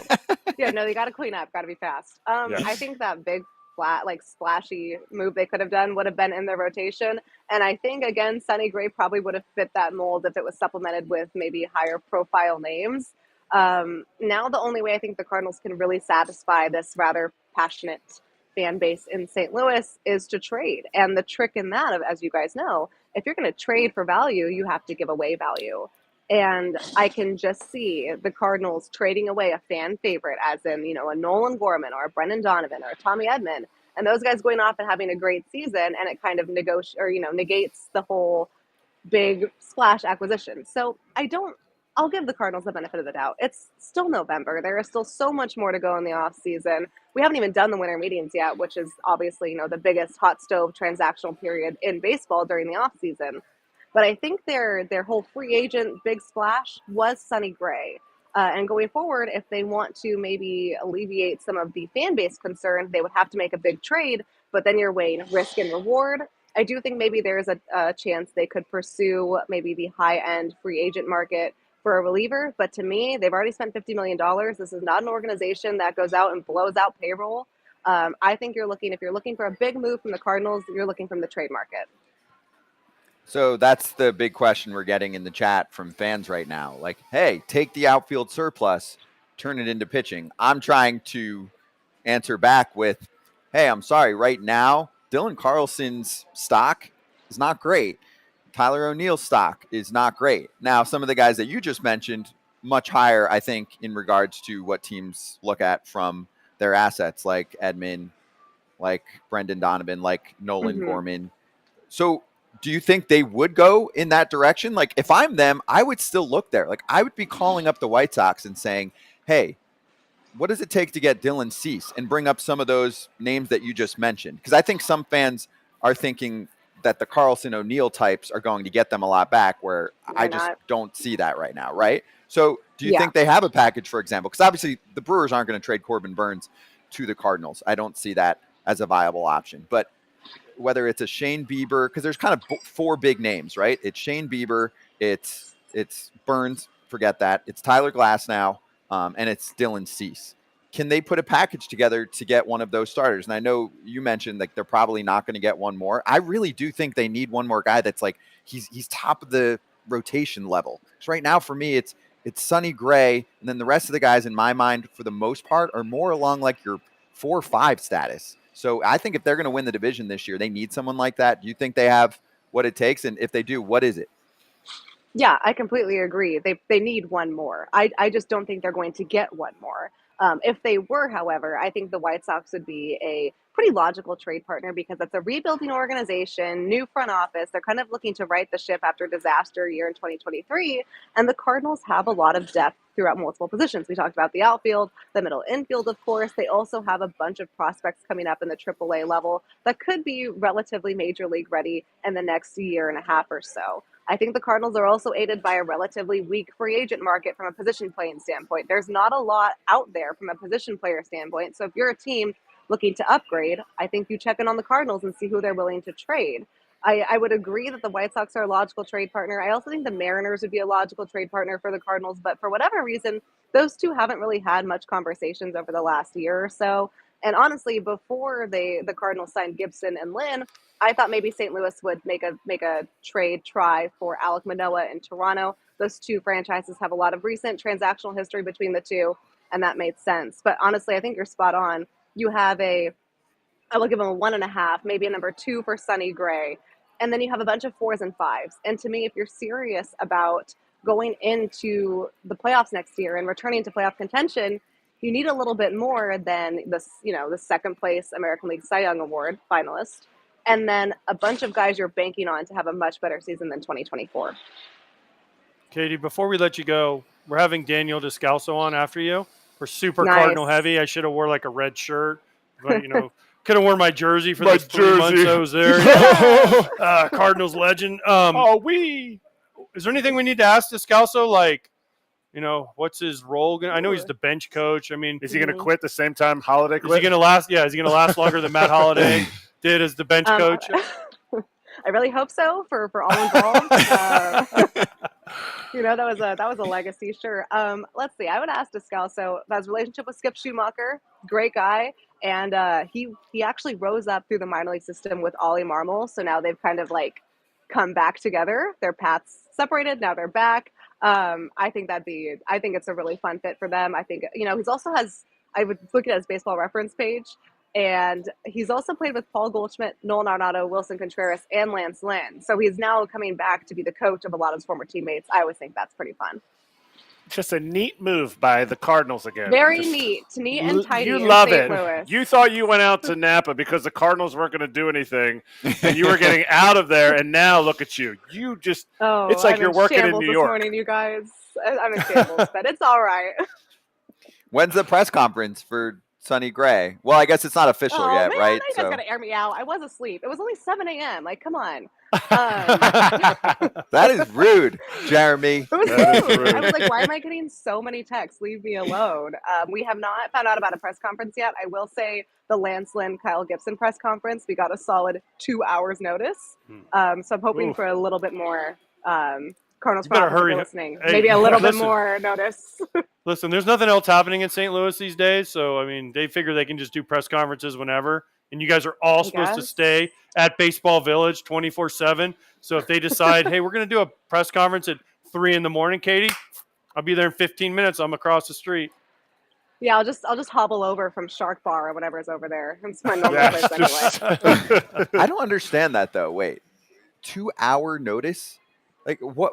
It's the off season. We're not on any like trade deadline situations. And I know teams know, especially from last year with Correa, got to make sure the physicals go okay. But that seems a little unreasonable. Did they get a jersey and everything? Did they do the like tie and like dress shirt? No, it was just Mo. And I think to his defense, I think he just wanted it to be over so he could enjoy Thanksgiving. I appreciate so maybe, that. Next week or this week, maybe if we get like a 1 day heads up, that'd be awesome. That's all I'm That'd be great. Okay, well, Okay. we're gonna shout out. We're here for that. Yes, We're here for that. Our sport should Thanks, kind guys. of milk these opportunities. Katie, safe travels and enjoy the coverage there. Thanks for joining us. Great to have you back on. You guys are the best. Have fun in Vegas. Thank you. Appreciate you, Katie Wu. You can read all of her work in The Athletic and, of course, on FT as we do every day. We'll post some clips from this conversation, and within that, you will see Katie's Twitter handle. Give her a follow if you're not following her already. Does a great job covering this ballpark or this ball club. The coverage out in St. Louis is really good, baseball wise. Okay, so we are going to continue the Cardinals conversation in about 10 minutes with Daniel Descalso, a new bench coach. But before we do that, we are going to try and play general manager. That is the worst Darth Vader I have ever It heard. wasn't even like a full.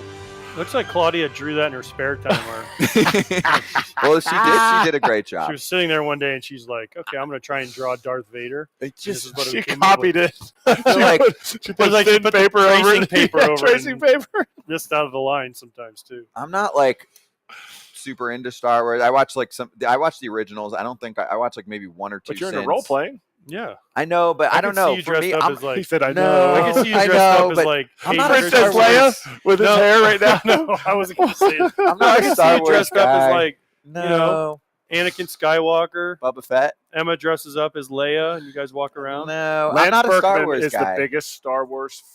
He's not even a fan. Who? Really? Lance Berkman. That surprises me. Anyway, No, Sean Doolittle, bigger. Wow. no, I will say we I have watched to have a Star Wars. Sean off at some Doolittle point. dresses up, goes to all of the Comic-Cons and premieres stuff? at midnight the night before. He is Lance all Berkman. out. Once he's on the show, we'll Yeah. do a Legends with him. Maybe even the show. You have to have him do a Star Wars. It is unbelievable. You'll His be impressions? floored. You might not even understand it because you didn't watch enough of the show. Like somebody that's watched it, not impressions. I will say I watched his Ahsoka, knowledge. His Ahsoka knowledge. in a day the other day. Would you watch Ahsoka. Ahsoka? It's a Disney. It's a It's like like- a Oh, it's Star like a Wars. Star It's Wars another spin-off kind of thing. derivative. I've used that word All right, twice anyway, today. speaking of Star Wars, here's Mike Petriello saying every other team would ask the same question. They may not have the same answer, but absolutely nothing about asking this is Yankee specific. That's in reference to WFAN putting out that the Yankees reportedly have concern with Cody Bellinger's hard hit rate. This One more honestly, tweet for you, too. this makes me so happy. So this was actually a comment. I asked for this to be put on here. This was just a comment from a fan who I liked this. I thought this added to the combo. The fan said Cody Bellinger's batted ball metrics in non-two-strike counts were actually pretty okay. Not great, but around league average. The thing was he had an extreme two-strike approach where he was just trying to put bat on ball, and it actually worked very well average-wise. Helped a lot, lefty versus lefty, and for lowering his K rate, which was a problem in the past. So This signing makes too much sense. Bellinger What to do the New Yankees York, need? Left-handed Pop, hitter with some pop.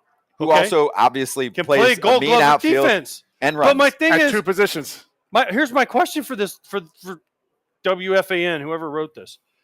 His two-strike hard hit rate. Okay, Cody Bellinger in the second tweet was awesome. Why? Because with two strikes, if you watch the Cubs and you watch Cody Bellinger, I saw him get more hits where two strikes, like especially against lefties who the Dodgers for years said he couldn't hit. He just go boop and just hit a little base hit to left. Right now, he was trying to do damage until that point, swinging hard, falling down, the whole deal like he always does. He was also healthy this year, and his OPS was off the charts. This goes back to great. The Yankees were great in hard hit percentage and this and that. They missed the playoffs. They were 14th in the AL in strikeouts. Okay, like this signing makes way too much sense for the Yankees not to pursue this at all with everything going forward. That And I don't was give an a shit. 0-1 pitch, by the way. So that's before he shortens up. That's not his real swing. But who cares? Listen, Wait, you what- can't have two swings? What have we talked about for the last, I don't know how many ever years? How many years has the team that strikes out like the least makes it all the way to the World Series and usually wins? Yes, well, they have no, to hit. there's a balance. No, there is. There's a balance. Not the the Astros Guardians. are obviously the example, right? They hit homers and they don't strike out. Okay, They're the pinnacle. but you have to. The Twins are pushing the bottom They- of that They playoff made the line. playoffs, but yeah, but Well, and the so are the Diamondbacks. Guardians because they have no pop. Who? And well, The they're Guardians' offense this year was Yeah. a joke that they It's put a- that well, offense yeah. together. You have to have a balance, but you need to put the ball in play. And what They Cody think- Bellinger did is he made an adjustment everybody said. He cut down with 2 strikes. He put the ball in play. His batting average went up with 2 strikes. His batting average, his slugging, everything went up this year. Mhm. That's okay. It's okay with 2 strikes to say, hey, Kratzy, there's a runner on third with 1 out, and you're facing a sidearm lefty. And all you do is go up there and you go 2-strike approach to start, and you just go boop, and you hit the ball in the outfield and you drive the run home. That's okay. You don't always need the A swing. Now, the Yankees and Jake Bowers, who whatever that guy's name was that was blowing me up on Twitter about Jake Bowers is the fucking poster child who got shit canned in Milwaukee, right, with his 600 OPS this year. But, like, because he had a good exit velo in AAA. Bowers got traded to Milwaukee. Well, yeah, he got, New York or Milwaukee. I mean, no offense to Milwaukee, but New York or No, the Milwaukee. guy that went after you said he was so good that the Yankees decided not to keep him. Exactly. He was he was his poster child, okay? But my thing is it's okay to 2-strike flip a ball. It's okay. Now, if you need a home run and you're down 1 in the 9th, fuck it, let it eat 3 times. I get that part of it.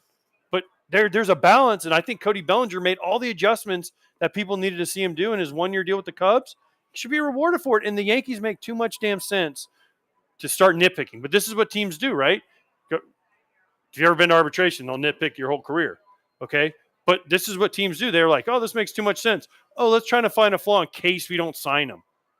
In I don't case know. we don't do this. I it still agree makes with too much sense. I agree with parts of this. Other parts, though, are that this free agent market for position players is so thin that the overpay is going to be so dramatic. Now, I say that with a grain of salt because who the hell cares? The Yankees shouldn't be thinking that way. But all Yankee fans pretty much are programmed now to think about the salary cap, aka the luxury tax, because the Yanks like to at least kind of think about it in the decision making that they do. And part of that has to do with them saying, you know what, we go so far over it sometimes. We hate giving money to like Pirates owner Bob Nutting, who just says, thanks, I'm going to use this on my next boat. I don't even go to baseball games. That does suck. I get that part. That's annoying, but that's your own infighting. You have to figure that out yourself. But my point is, like, Brandon Nimmo got 8 years, $162 million. Cody Bellinger is starting there when he has conversations with teams right now because he's saying, oh, well, who's your backup plan? Who's your backup plan that you're signing? Trades, whatever. Who's your backup plan? Who are you signing instead of me? It's like here and then you go, whomp. He's going to crush. So he's a guy that if you look before this, he did figure something out.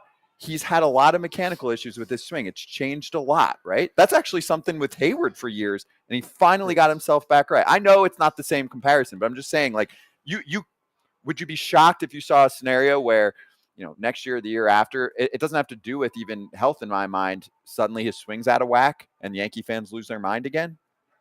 His swing's going to be out of whack because he's a guy that tinkers with a lot of stuff. He tinkers and he moves. Talking about Bellinger. Yes. And I wouldn't put Hayward in the same category. Obviously. Hayward is always going to cast his hands out. They just put him in But a he lineup changed that 8,000 times. he too. tried, but it's always the same thing. He couldn't get to the ball inside. Okay. And so they put him in a situation where guys can't beat him inside with the stuff that's on the mound. Completely different topic.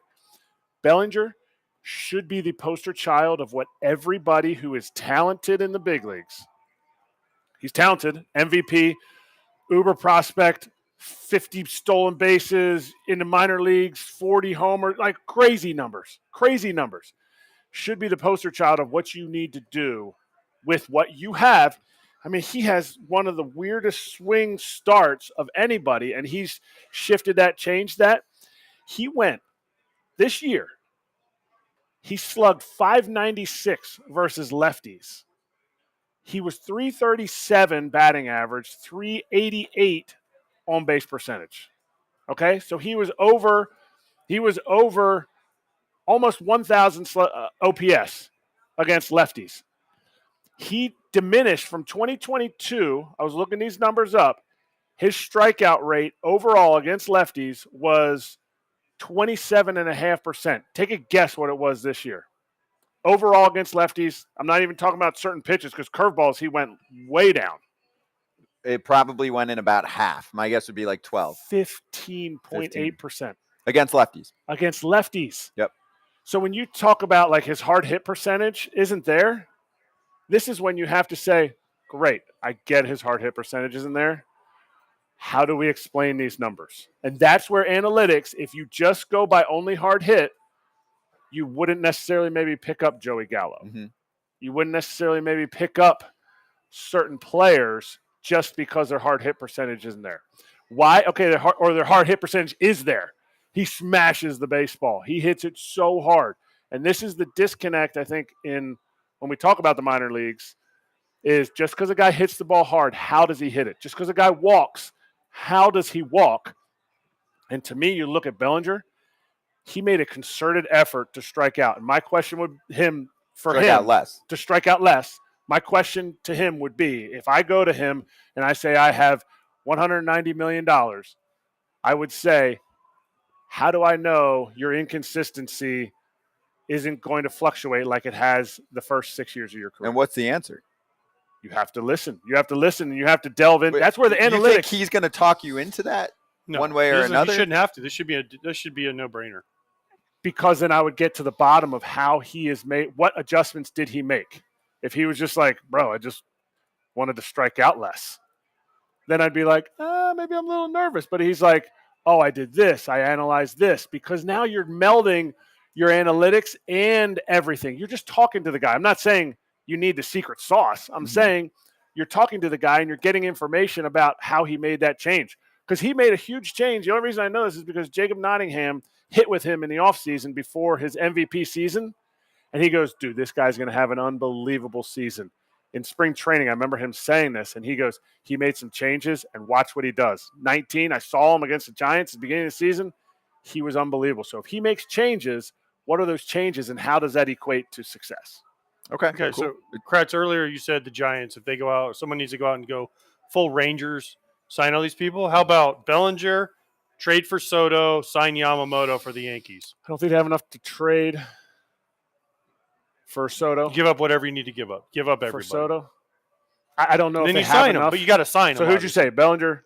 Soto, Yamamoto. I did a wish list the other day too. Wouldn't that make George Steinbrenner? God Yes, rest his but soul. they won't. He would have Get, been like, "Fuck it, we're getting all these dudes." they won't get all three. If I'm them, yes. I'm thinking thinking, in his scenario where he was talking about Yeah. the Giants go out and sign Yamamoto and all these guys, right? Yeah. And spend the money. That's the team that could do it.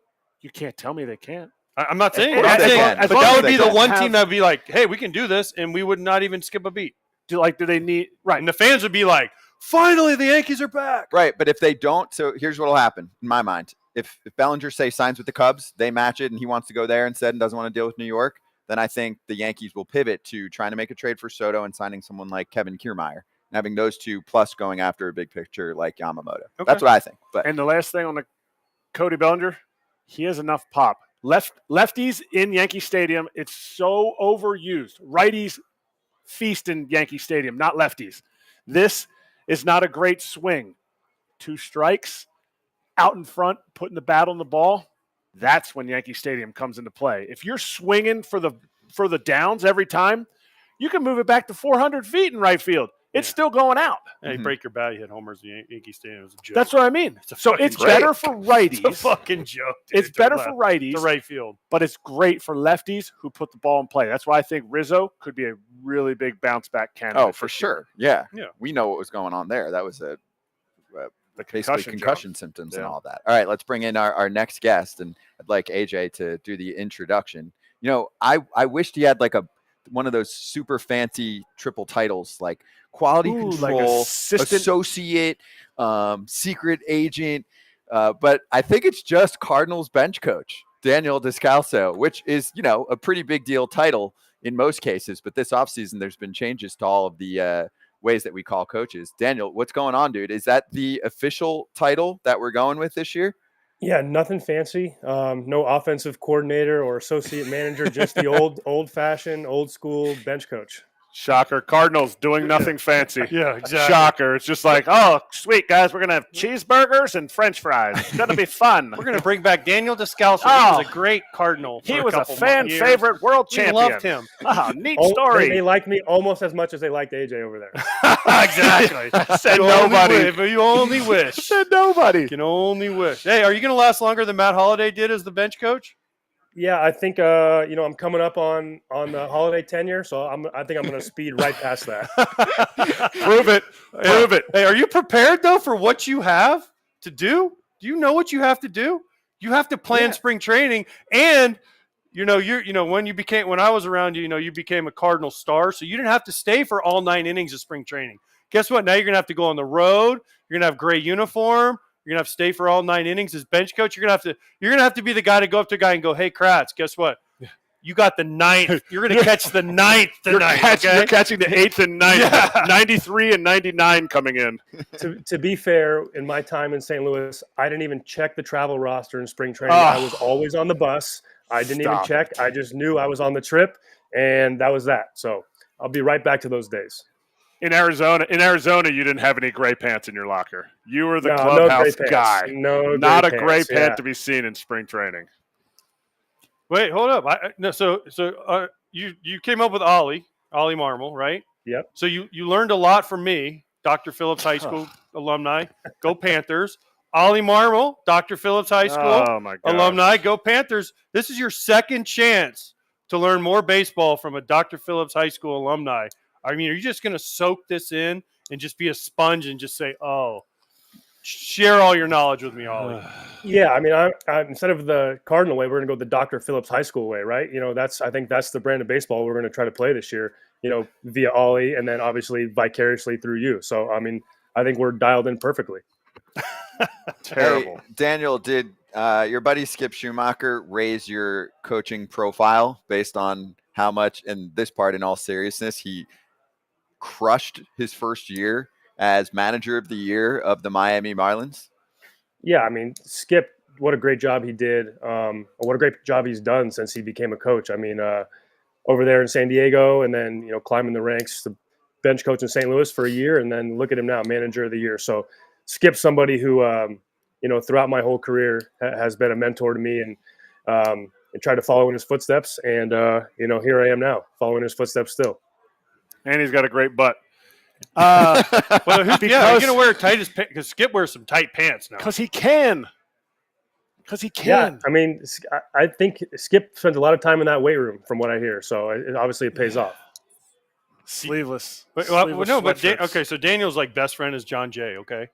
So are you going to be the coach like John Jay that's like still thinks he's a player coach, or are you going to actually be a coach? Well, you know what? I think JJ does a really good job coaching. Let's give him some credit.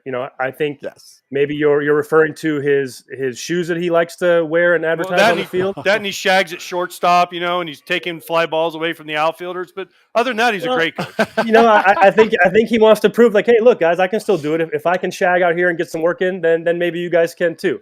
But JJ's got to wear a jersey out there on the field. So I don't think I'm going to be a jersey guy. Or maybe hoodie in the dugout. I haven't quite decided yet. That's a good move. Can't do hoodie in the dugout, though, in August in St. Louis. You can go cut sleeve hoodie, yeah. Yeah. Okay. Especially with that beard. That's a lot of you. I need a few bicep curls, though, if I'm going to go cut sleeve hoodie. I need to get in the gym.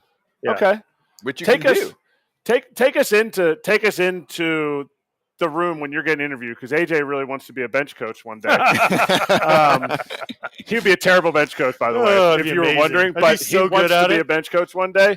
What does it sound like when you go in and it's like, oh, hey, Ollie. Oh, hey, Mo. Oh, hey, like all these guys. Like, is it really an interview? Like, be honest, like in the sense of like, I know these guys. It's almost like I'm going over to my buddy's house and I know you don't have that relationship with them in that sense, but like, you're going over to play cards and, oh, hey, we'd like for you to be the bench coach. Let's talk about it. Yeah, it wasn't the traditional interview where you're going to a place where you don't know a lot of people and they're grilling you with questions. I think it was more so they laid out the responsibilities and what they expect out of the bench coach and wanted to make sure that was something that I was on board and willing to do. Obviously, the last time they went out and hired a bench coach, he changed his mind. So we did talk about that. But yeah, it wasn't like trying to figure out who I was and what I was about. Obviously they know me. It was just more of, hey, this is the role, this is what we expect. Are you up for the challenge and willing to commit? And obviously the answer was yes. Are you running spring training? Are you doing the whole schedule and everything? Yeah, that's on my radar. We're gonna dive in the fire on that one. Apparently, I have some help on the scheduling front. So I know as a player, you kind of take for granted that spring training just kind of happens, but now it falls on my shoulders to make sure it happens. That's a big undertaking. We were just talking about Carlos. We talked with Carlos Mendoza, the new Mets manager, and he was like, the one thing I am not going to miss about being a bench coach is spring training, because he was there, and I saw it his first year. He was there 4 a.m. till 7 p.m, started back up again 4 a.m. So you got your hands. I don't mind getting up early. So okay, we'll be all right. We're gonna figure it out. I did tell one of our new pitchers. I did text Lance Lynn. I said, "Hey, Lance, don't fuck with me this spring, or I'm going to have you on field 19 doing PFPs with the A-ball guys all day." You won't. You won't. What did he say back? What did he say back? He said, "I only signed there to fuck with you. So let's go." All right. So I have. I want to know how it's going to be, because you played with a lot of these dudes. Everybody. Wait, this is part of it. Can I get into it this way? Pop quiz for everyone.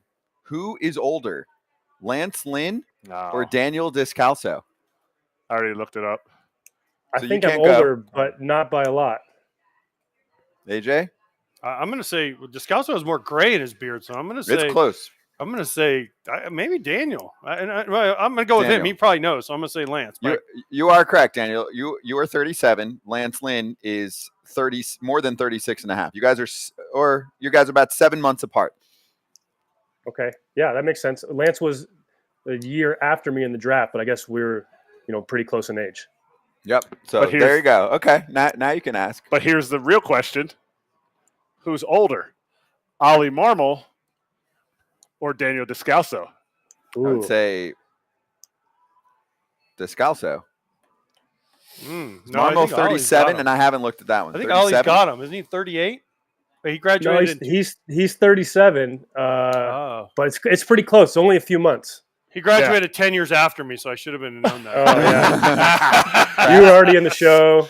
My bad. AJ was already old when he was young. He was a rookie and a vet, just like Drake said. Oh, surprise! No, surprise. it's Ollie by let's see, not a lot. 100 days. Okay. Wow, yeah, so pretty close. I really want to know the answer to this, because you played with Arenado, right? You played with Lance. You played with a lot of these guys. Goldie in Arizona. Yep. You played with a lot of these guys, and now you're their coach. Like, are they going to look at you seriously? Because if let's say I was somehow promoted when you were playing, I was Cardinals manager. He wants it so bad. Oh God, I'm dying for it. If I was calling, you weren't our manager then. Well, I mean, you acted like it sometimes. No comment. Things might have gone a little different, but. You stunned him. I haven't seen wow, AJ's blush forever. I love it. Because every time you say that, I just think of the GIF of when we were in the playoffs and Matheny was doing the interview, and I just run behind him and go, and I have it. It's an awesome GIF. It's great. During the game, and he was so pissed at me because I ruined his interview. But like, think about it. If I was your coach, we had just played together, and then I come in and I'm like, Daniel, go run sprints, take extra ground balls. You look at me and be like, fuck you, dude. I'm not doing that. So how are you going to tell these guys to do things they don't want to do?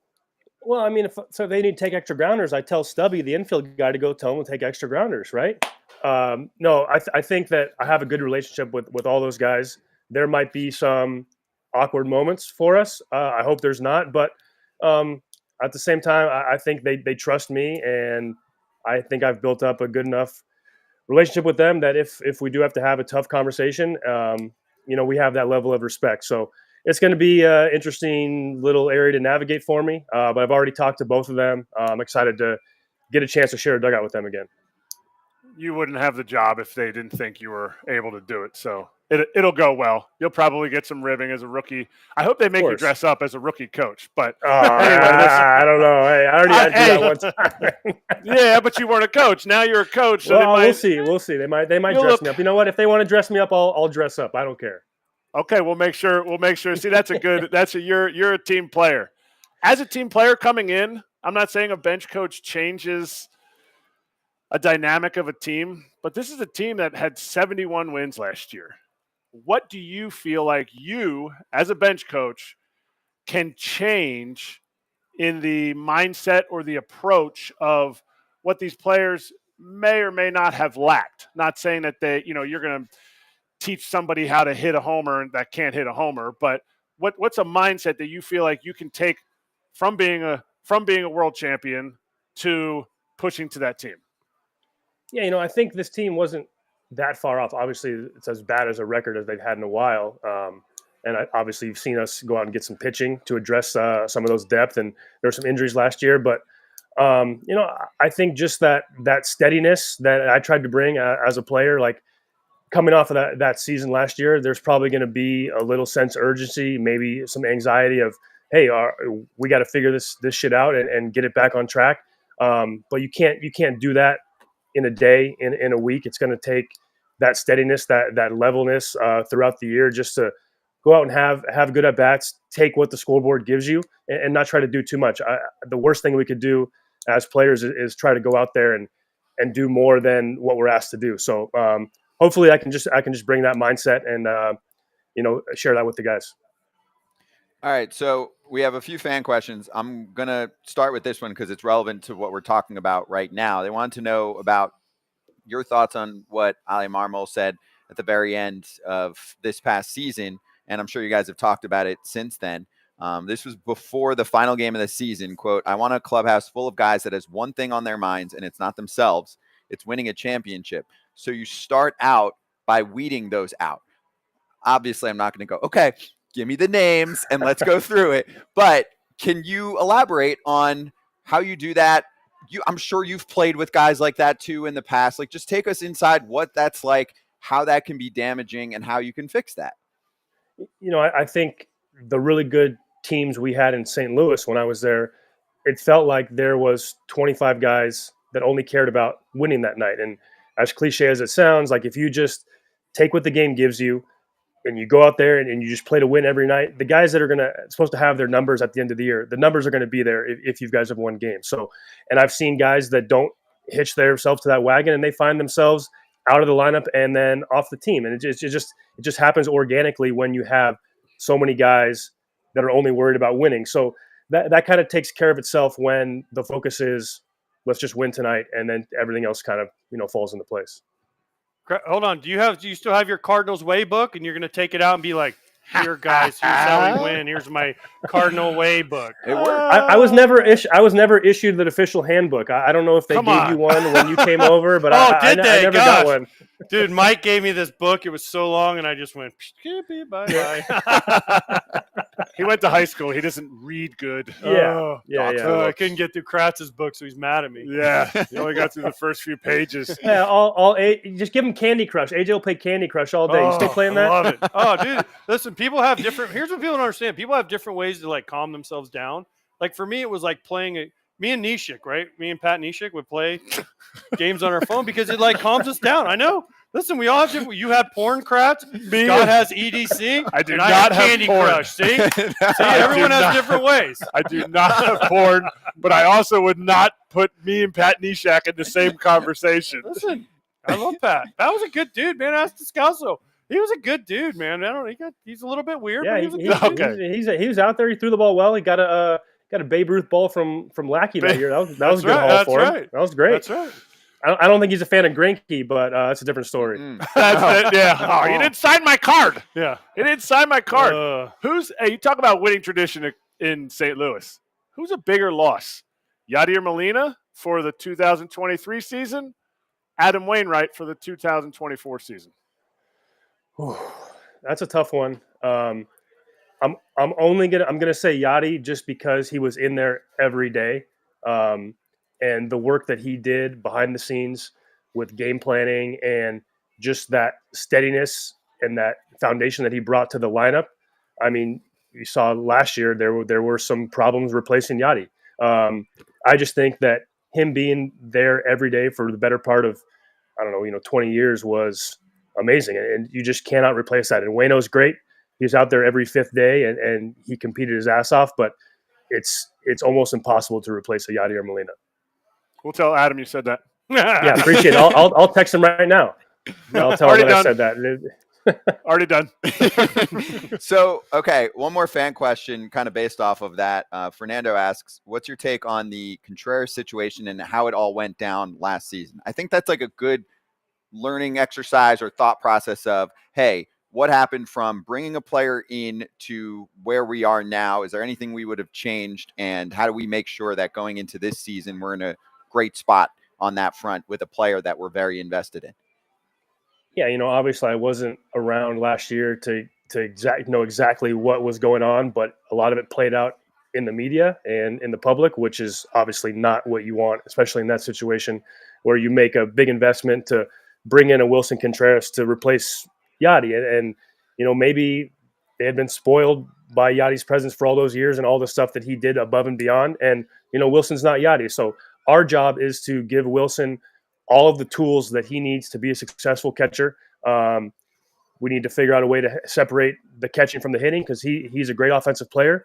And, he's going to be in the lineup for us, a lot this year. And so it's our job to give Wilson everything he needs to be the best Wilson he can be, and we're going to attack that going forward.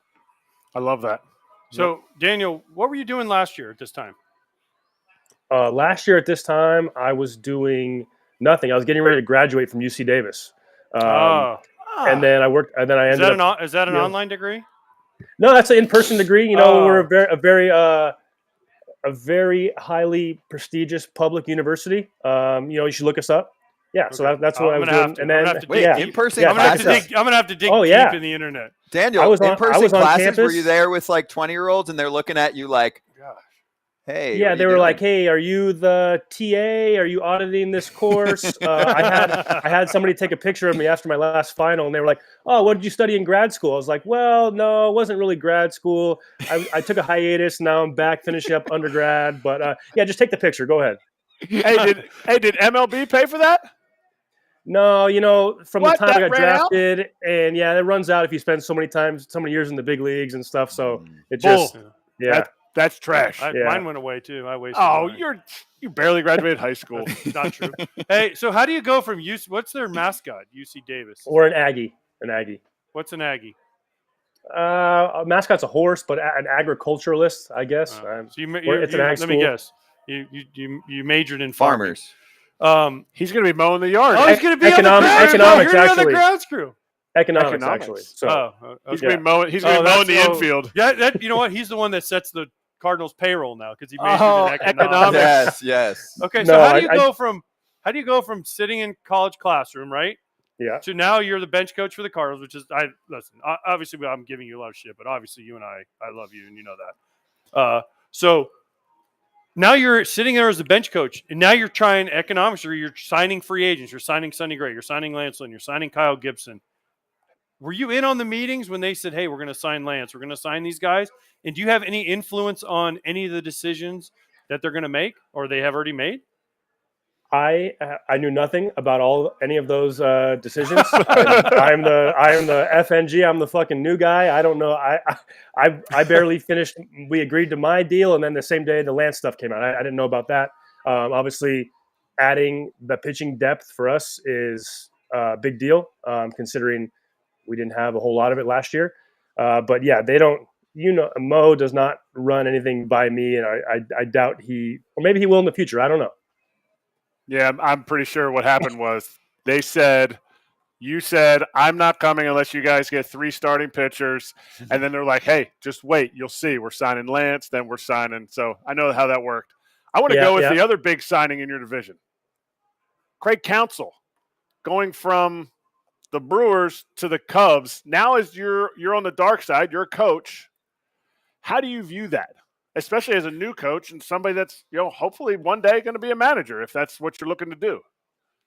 Yeah, I'd be lying if I wasn't surprised how that went down for Rossi over there in Chicago. I mean, they had a tough run at the end there, but I thought they played good baseball for a lot of the year, and all of a sudden, he's out. But good for Craig for resetting the manager salary market. I mean, that's awesome for him.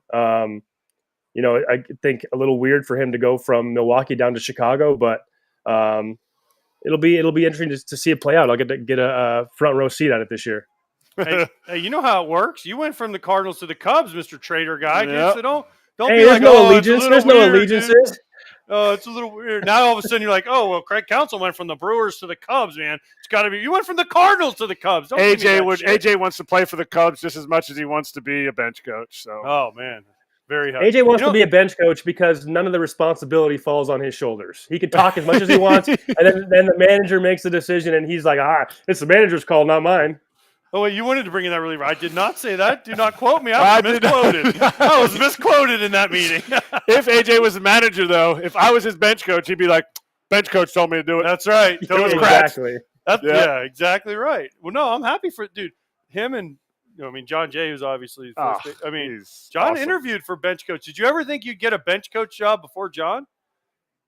No, yes, but once he was back in the game, once he was back at coaching, I thought maybe he had a leg up on me, but obviously he did it. I love it. And you don't get slapped in the chest by Luis Ariz every single time Luis Ariz gets a hit. That's my John Jay. Like that's it was not a love tap either. That was an aggressive slap. And that's like 250 hits a year. That's a lot of hits. Yeah, that's a lot of slaps. He's like Ric Flair chopping. Oh, it time. is. Wow. I will say this, and I mean, I know I mentioned it before. The Marlins don't get a ton of resources to work with. I mean, I live down there. It's no secret, right? Like, that is not easy to put together. Oh, they put a playoff team together. I give them a ton of credit. And you look at them, especially at the end of the year, like, they didn't have their top two starters. Damn, they did a job. Yeah. Great. Oh, yeah. To deal with that stuff in New York with the rain and the schedule and possibly having to go back and play games, that was a mess. By the way, who's going to spend more money on shoes this year, you or John Jay? I mean, that's not even a question. He spends more money on shoes than everybody. So, I mean, I can't compete. That guy has a storage unit full of shoes. I mean, he had matching Jordans. They had like 17 different uniforms. Yeah, they have a and ton John of Jay had matching Jordans for every color combo possible. Every day I was like, what's John Jay wearing? He didn't have to go out and buy those. He already had most of those in his collection. That's fair. So, and the Cardinals, they only go with red, and they let Marcelo Zuna wear yellow every once in a while. But other than that, then he climbed the fence on the ball that landed on the warning track. Like, no more of that. Appreciate that double. we are getting a City Connect uniform this year, so are you? I don't know. Maybe it'll be something outside of the box. I have no idea.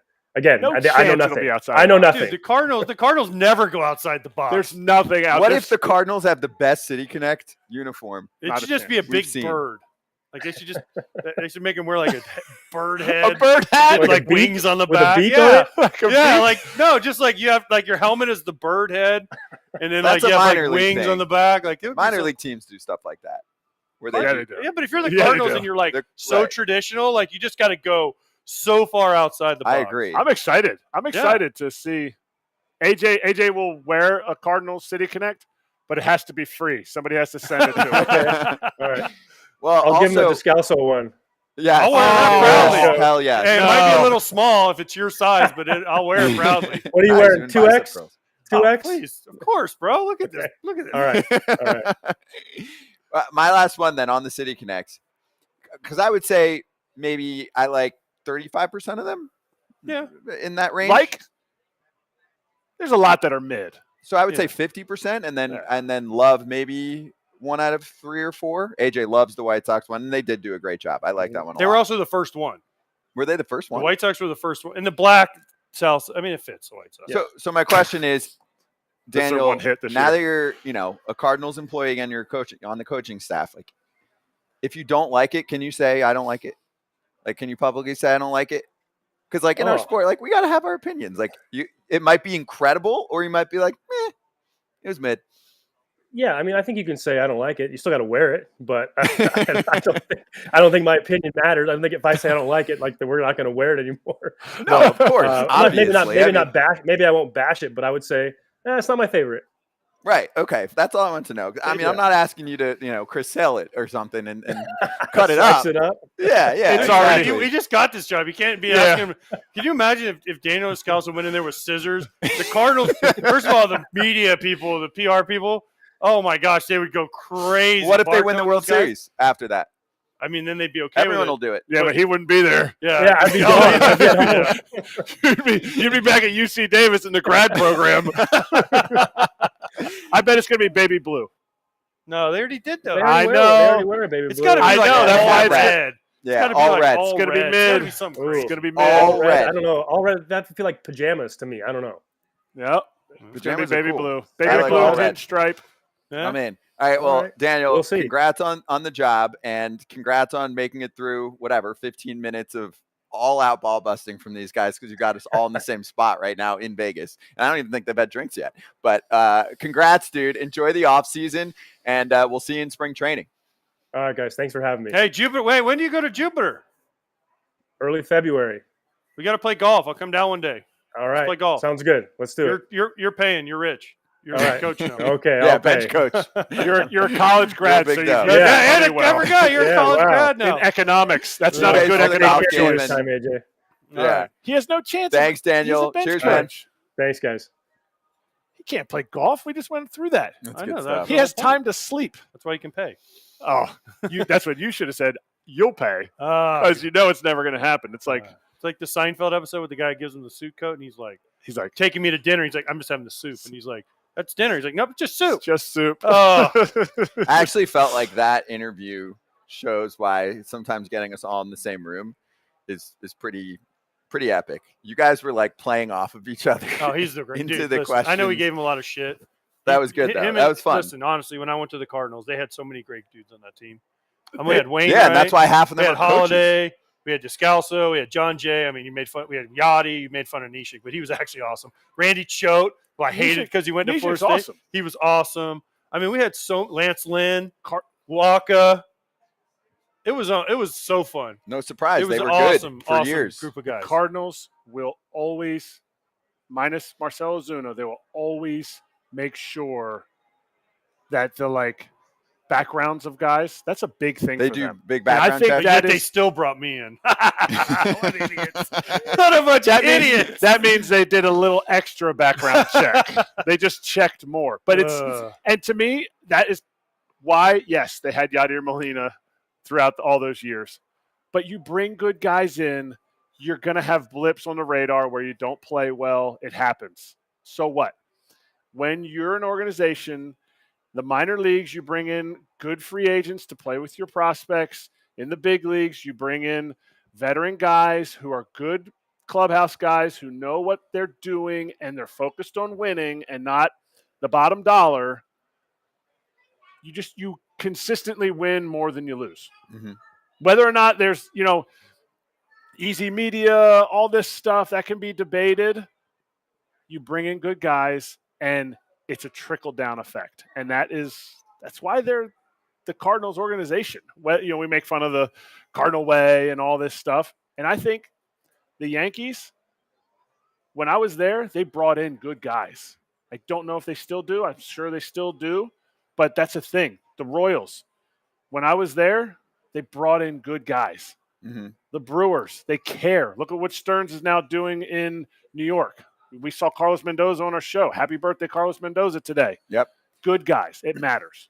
The one thing, and then we'll get to Slap, that stood out to me also was when I asked him the fan question about Wilson Contreras, and he brought up how a lot of it played out in the media. I think that was the big part of it. And for a show that obviously wants people to speak and be transparent, I thought they kind of jumped the gun with the whole situation, like the way that they announced it and made it very public and felt like they had to talk to everyone. And then he ends up going back to catching in 5 minutes. I thought that they were like, we're done. He's not catching anymore for the rest of the season or more. There was so much. They probably learned. And then it's like, for reasons we can't. So we're going to come out and make a statement, but not tell you why. Like, wouldn't understand. Who decided that was the way to go? Again, what did Descalso say? That's not going to happen again. What did Descalso say? Maybe they didn't realize how much of an impact Yadier Molina had on this team. Sure. Because I think there's ways to squash things before, maybe somebody was mad and they were like, oh man, I'm just going to go out and say this. And Yachty heard him. This is such a conjecture argument by me. There were guys mad though. Flaherty was mad. I mean, even Helsley told us that what if there was Yachty an issue. walks Not by, with him, but walks by Flaherty when the day and he's like, dude, relax, bro. We got this. Yeah. And it never goes to the media. I'm not saying Yachty did that. I'm saying there are guys in the game that do that stuff. You put out fires before they ever start. And guys were learning to be without Yachty, just like the Giants are learning to be without Buster Posey. Sure. It matters. And those are 2 Hall of Fame catchers. It matters. Look at the White Sox since they got rid of AJ Pierzynski. Never been the same. Oh, Never yeah, been the that's same. exactly what's going on there. If you Bad learn example. one thing from this show, watching every single day, it's that catching matters. Okay, Yes, 100%. let's slap. By the way, okay.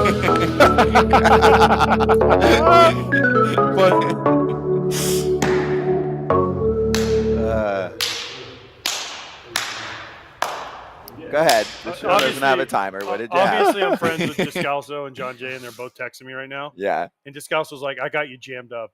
That was it. It made his J- whole day. Him and John Jay are like, dude, you were speechless. We made it. Well, it's hard to make. It's It hard was- to get. it was used just to. made Because my I day. wanted to say something so bad, and it was so inappropriate. And I was like, I'm I was proud of you. laughing, and I actually like held my tongue. And now they're texting me, and they know what I was going to say, and they're both like, why didn't you say it? I thought I had you. And I was like, oh, you sons of bitches.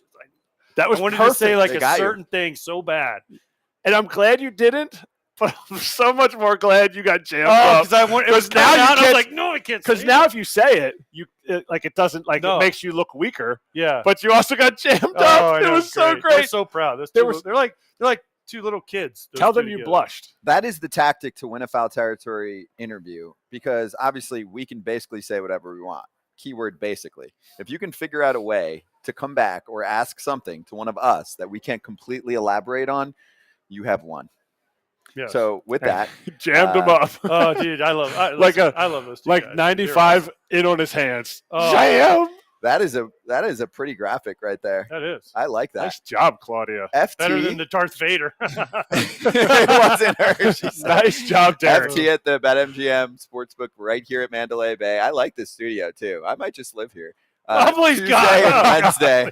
please. But AJ would have to stay. Oh, no. 1 o'clock Eastern time, 10 a.m. on the West Coast, and a bonus FT at the Playmakers Classic, okay, at Mandalay Bay, Tuesday night, 7 o'clock local time, 10 o'clock Eastern time. There is a freaking rager, and there are going to be dozens of current Major League players there, and AJ will be there with a cocktail in his hand with interviews and conversations. Cannot wait for that. And then tomorrow, also, Ken Rosenthal joining us. Obviously, we need to get the lowdown from Ken. Lucas Giolito is going to be here in this studio. Who else?